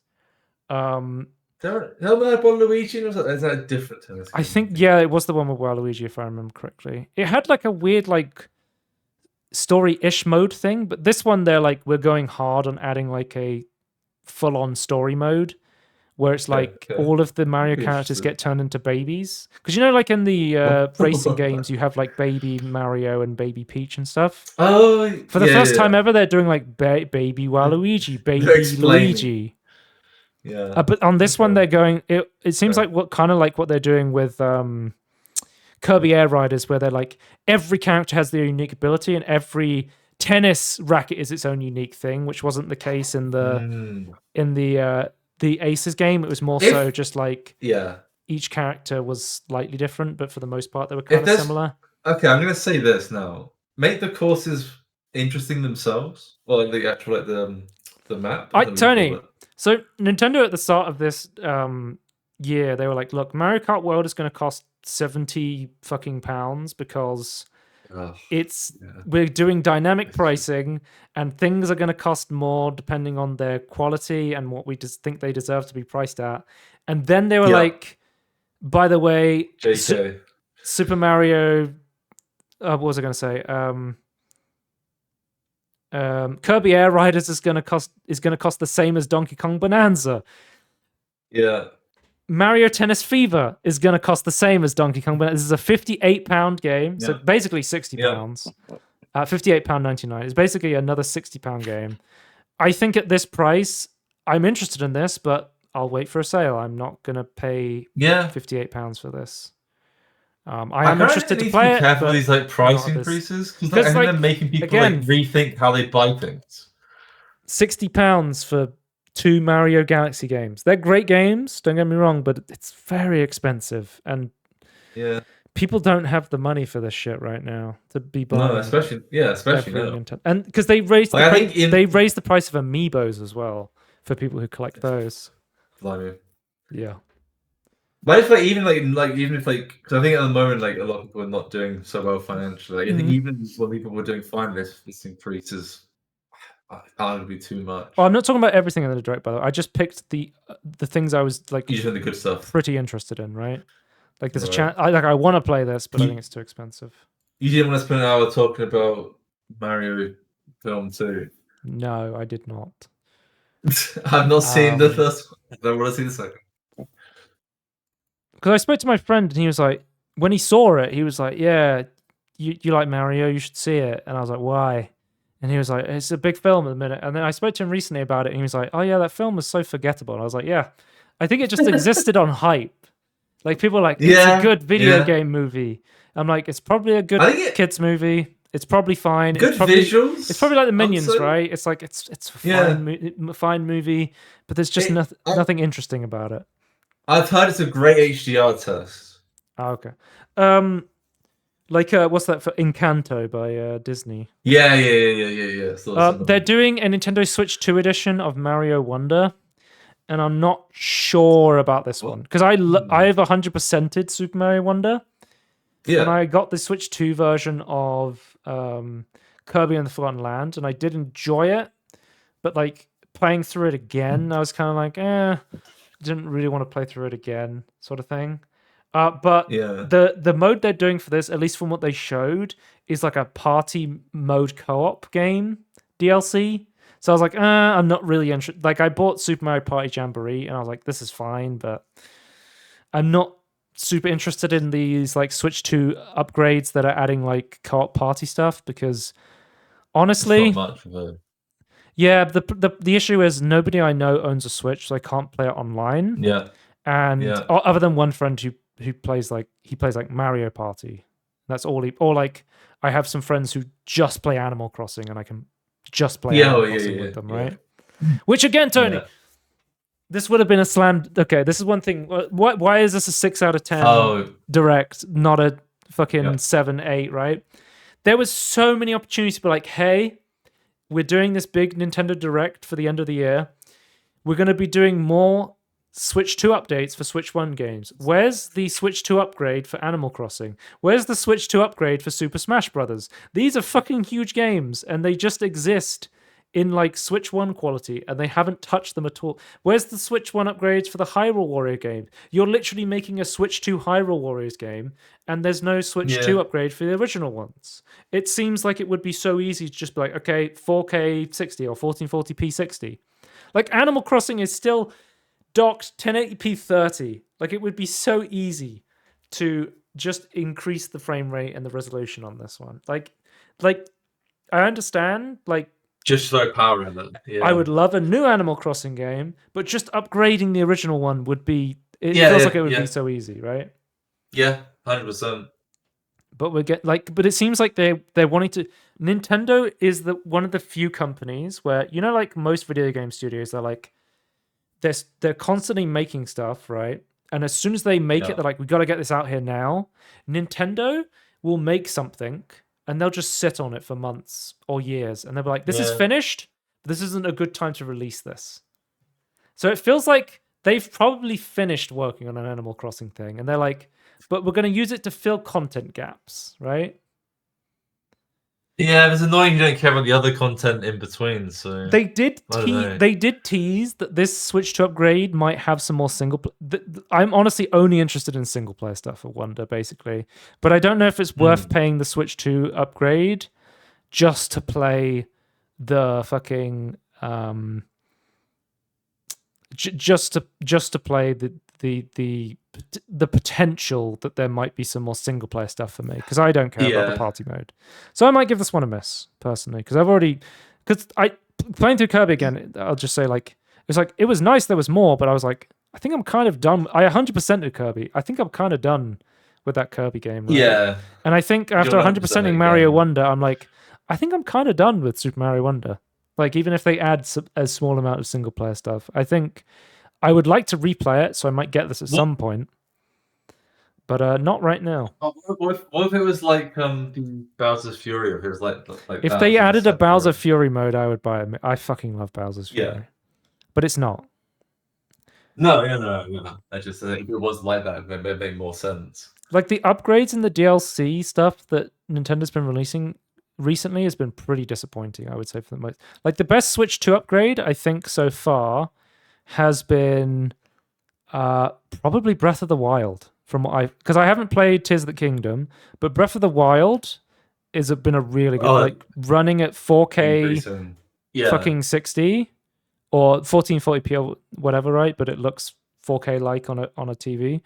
And having that run without having emulation stutters actually looks really cool, right? And I've been playing Breath of the Wild, so I think it's really cool. Again, I've got Splatoon 3, but I haven't got it yet. I haven't played it yet. I think that might be one of the better ones. But yeah. Do Animal Crossing stuff, you cowards. But also, kind of as part of the Mario stuff, it seems like they've announced a brand new Yoshi game that looked quite good. Yoshi and the Mysterious Book. So this one looks like it could be fun. It kind of looks like that kind of...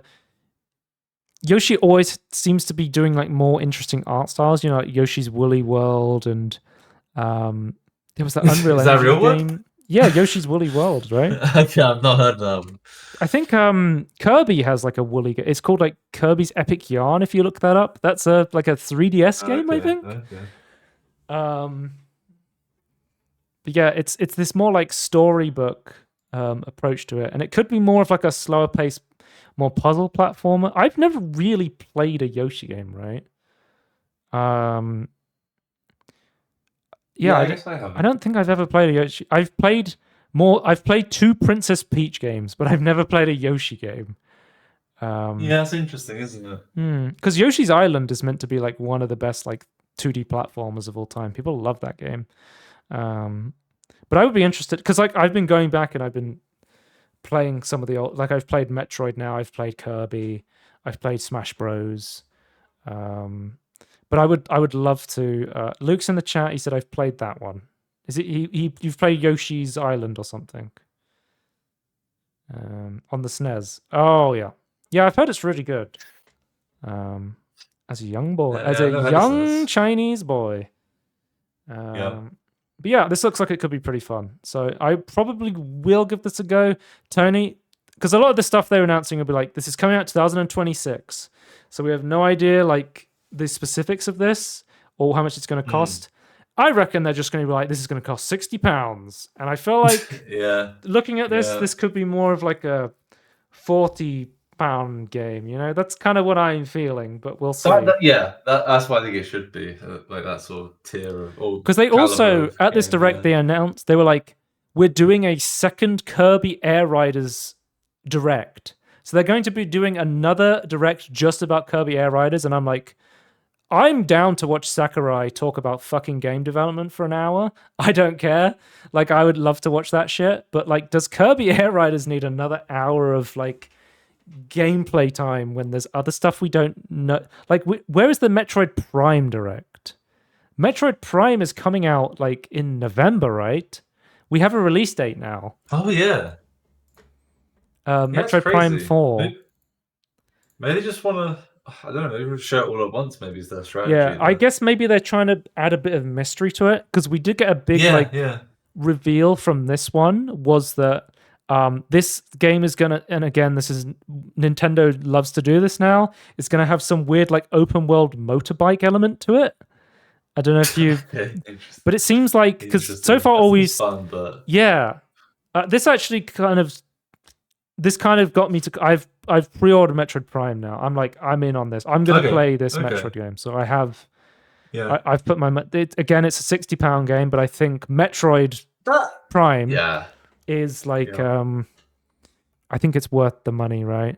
But it's interesting. That's a mainline game. Because like the Metroid Prime remaster that came out like 2023, Tony.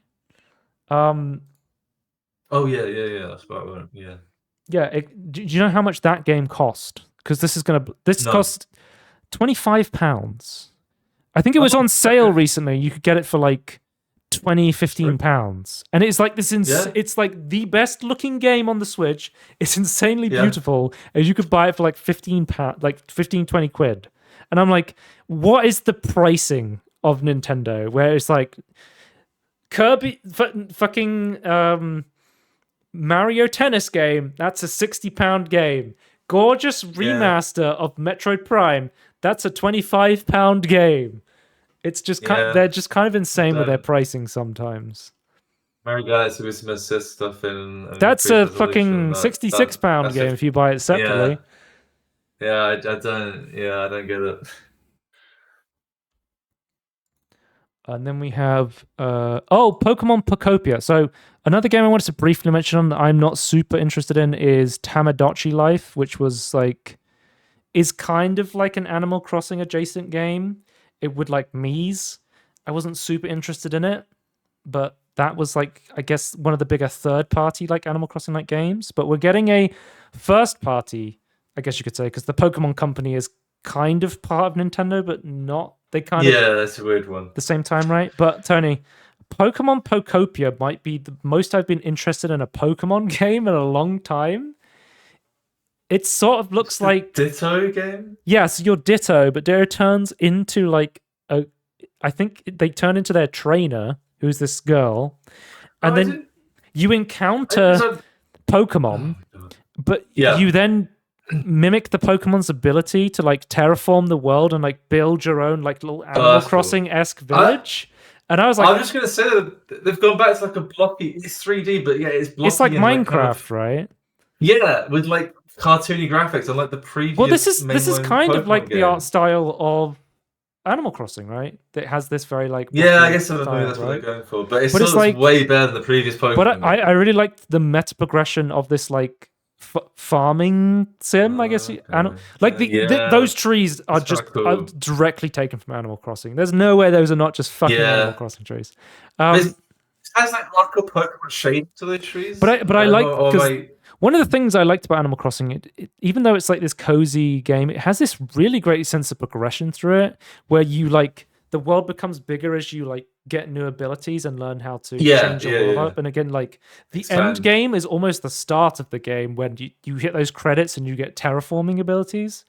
But with this game, it seems like when you encounter a Pokemon, suddenly you can plant crops, you can be like Hitmonchan and you can punch and terraform, or you can use Squirtle to water the plants, and it looks really interesting. Yeah, I guess it's progression in like discovering and learning from new Pokemon as time goes on as well. You know, so it also kind of reminds me of another game called Pal World in a little bit, where Tony, like half of this game doing interesting stuff with Pokemon. This game looks like half of Pal World, and then Pokemon ZA seems to be taking the combat style of Pal World and using that, where it's like, because I was looking at Pokemon ZA because that's coming out soon with the Switch 2 version. I was like, do I get back into Pokemon on this one? But I actually don't really like the more real-time. Like I didn't actually like it that much in Pal World when I played it. I actually prefer the turn-based tactics of like the older Pokemon games. Yeah, I feel like it should be like maybe like I feel like there should be abilities that are fun to traverse in this like fully 3D realized world, but then because from ZA it looks like you have like the Arceus like catching mechanic of like physically throwing Pokeballs at people in like a more open world. Yeah, I think that's but then you have like it's not like a turn-based battle. You throw a Pokemon and you like issue them commands as you move around and like dynamically dodge things, which is more, dare I say, Power World-esque. But honestly, they should give more the Clair Obscure route. The Pokemon games I'm most interesting in the moment are Pokemon Pocopia, which is the Animal Crossing one that's coming out next year, and then that is interesting. The Switch 2 upgrade for Pokemon Scarlet and Violet, because those are more like standard turn-based Pokemon games. Yeah. Which I think is more interesting. Also, Tony, speaking of Pokemon ZA, did you know they announced a DLC for Pokemon ZA, a game that's not released yet? So they have announced DLC before the game has come out.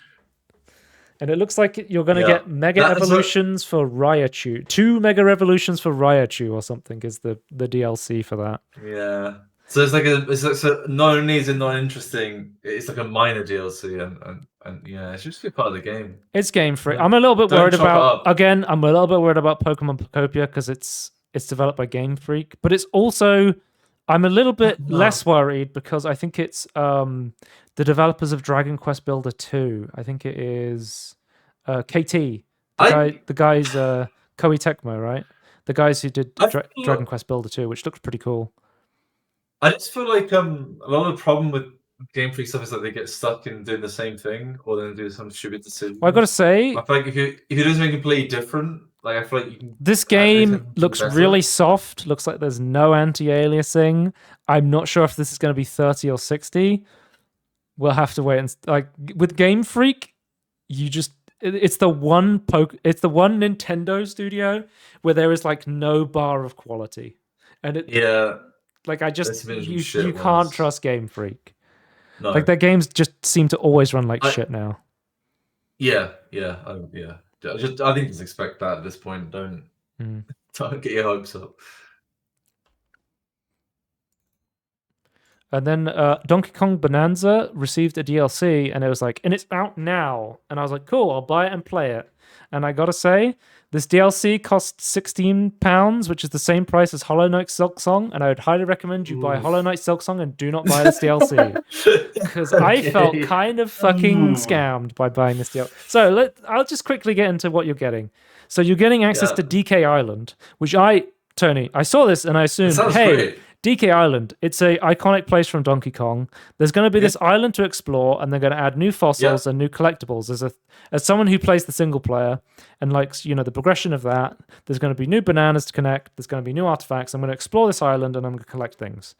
No, Donkey Kong Island is this completely barren, empty island where you just walk around doing nothing and solely exists for the roguelike mode that they've added to this DLC. What? So there's this roguelike mode called Emerald Rush. Who asked for that? I mean, they seem to like doing roguelike stuff. I think Splatoon has like a roguelike DLC for it, as it's like single player stuff. But I gotta say, the roguelike mode is fun, but it's definitely not fucking £16 worth of fun. I think I bought this because I was like, "There's a proper map and roguelike." I've 100% completed Bonanza, so I was like, "Yeah, hell yeah, I want to play more Bonanza." And it is fun to move, and like the chaos of because basically you're on a timer and you have a contract to collect emeralds, and it's like, it resets you, so you start off at 0 with like no skills or anything. And then as you collect emeralds, you can, and Bonandium chips and bonanzas, you can choose skills which reset every run. So you basically, but as you get enough chips, you can upgrade your character. So you destroy fossils, and fossils give you new perks. And it basically makes it so every run is unique, because you can be like, okay, I'm going to take perks that make the Kong Bonanza more powerful. I'm going to make perks that... I like doing contracts. So I'm going to take perks that mean that when I do contracts, I get increased emeralds for it. And as you play through the maps, it unlocks... You basically go through the pre-existing maps, and then they have these emerald rush modes on them. So it feels like... It's fun to fucking move in Donkey Kong Bonanza because it's Donkey Kong Bonanza. It's the Odyssey team. It's great to move. It's fun to explore the worlds because they're already great platforming worlds. But it's just kind of fucking lazy because they're reusing the same maps with the roguelike game on top of it. And then there's this brand new map with nothing to do in it. So I was actually, I went from, oh, cool, more Donkey Kong Bonanza to, I wish I could refund games through Nintendo because you're not allowed to with Nintendo. I wish I just kind of waited on this one. Nintendo will let you refund one game once, maybe, but if you try and do it again, they will blacklist you. That's kind of how Nintendo support works. Surely you're not allowed to do that. I mean... That's insane. Yep. So, I learned my lesson on this one, Tony. I bought into the it's out now hype, and I kind of regret it. Although I will say, the DLC was pretty fun, but there's just not enough for me personally. This easily, Tony, could have been a free update. Easily could have been a free update. Yeah. Or they could have waited. That's what's the most. That's what's the most. It's like the welcome tour. It's the most egregious thing is it cost actual money to play it, right? To hype the console. Yeah. Obviously, this is a lot better than Switch 2 Welcome Tour, but even then, this could have been like a £5. It could have been like a £5 DLC. It could have been like a free update. And they've said they're gonna go in the future and add more maps and more challenges and stuff to it. They're gonna update it later. But for me, generally, I love roguelike games like Hades, or stuff with lots of upgrades and meta progression, like Vampire Survivors and stuff like that, where I can keep playing it until I've got some sort of meta progression, and then I can go, or a story like Hades, and go, okay, now I'm going to play something else. This is not something I'm going to be coming back to and playing it again and again. Yeah. Despite the fact that the base game Bonanza fucking carries this because it's so fucking fun to move in that game. But yeah, Tony, did you have a Virtual Boy re-release on your bingo card for this Nintendo Direct? No, I did not. So they're adding Virtual Boy emulation to the Nintendo Switch Online subscription because you get the emulators as part of it. But because you need stereoscopic 3D in order to play Virtual Boy games, most I think you can play just by converting them to 2D, but some do require that thing. People are saying is there a Virtual Boy emulator on the 3DS? Because people are saying the stereoscopic 3D of the 3DS would make sense. Yeah.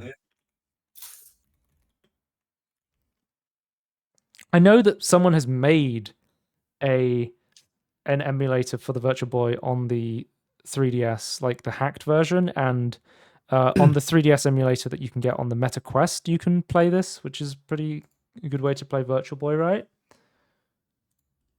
But I do. On the one hand, I think it's. Oh, my face is very red right now.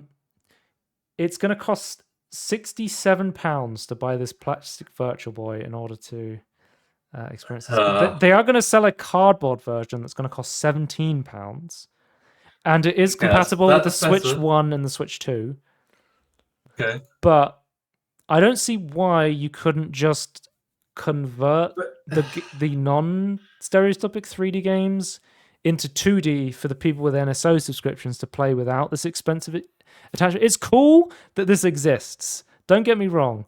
It's cool that there's actually a way to play the Virtual Boy in 2025 because it's an enigma of a fucking technology that is one of the least popular pieces of Nintendo technology ever.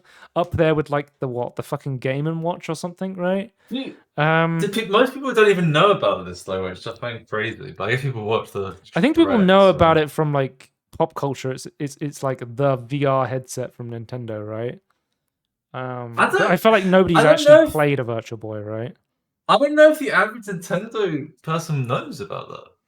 I think a Nintendo person would. I don't know about I've been a fan, like a super fan, but people that's in the Nintendo ecosystem, I don't think the general person would know that, would they?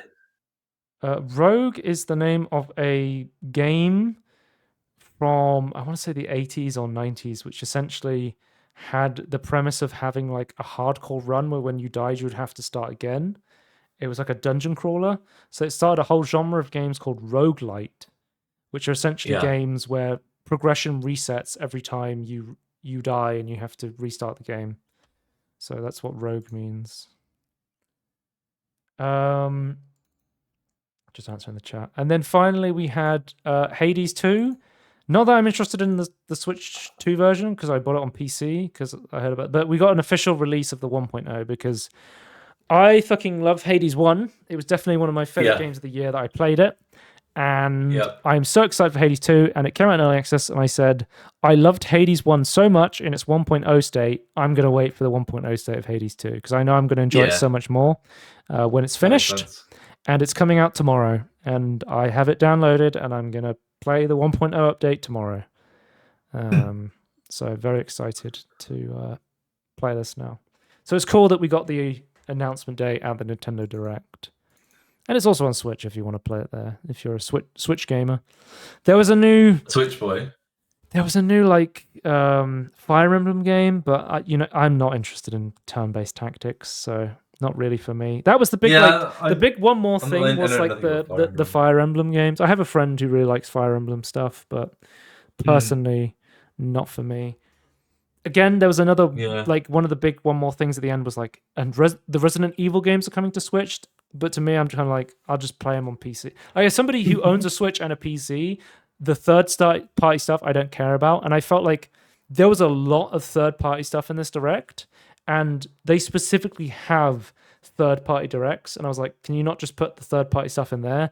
I would have loved to have seen more about the first-party stuff because that's the stuff I have a Switch 2 for.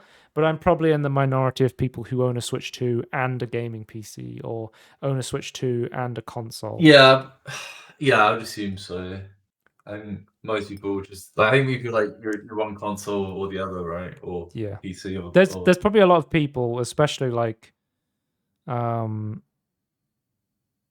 younger people, or I would say Nintendo holds a very strong female audience who probably just own a Switch. They I can tell you for a fact, Tony, I have several female friends who said I'm not buying a Switch 2 until they release Animal Crossing, and at which point I will buy a Switch 2. That is direct quote from them. Animal Crossing is the whole thing of cozy gaming. But that is the end of the podcast, Tony. As usual, you can check us out and everything at Everything In Between Podcast, youtube.com, if you want to watch VODs and tangerines and spotlights, if we ever get around to ever making a spotlight again.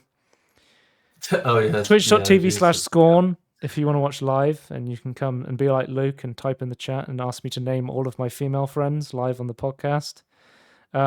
Shows.cast.com/everything-in-between-podcast. You can there will be the audio version, and there'll be links to the Apple Podcast and Spotify version if you want to listen to that on your preferred audio streaming service. And we will see you next time. Goodbye. Bye.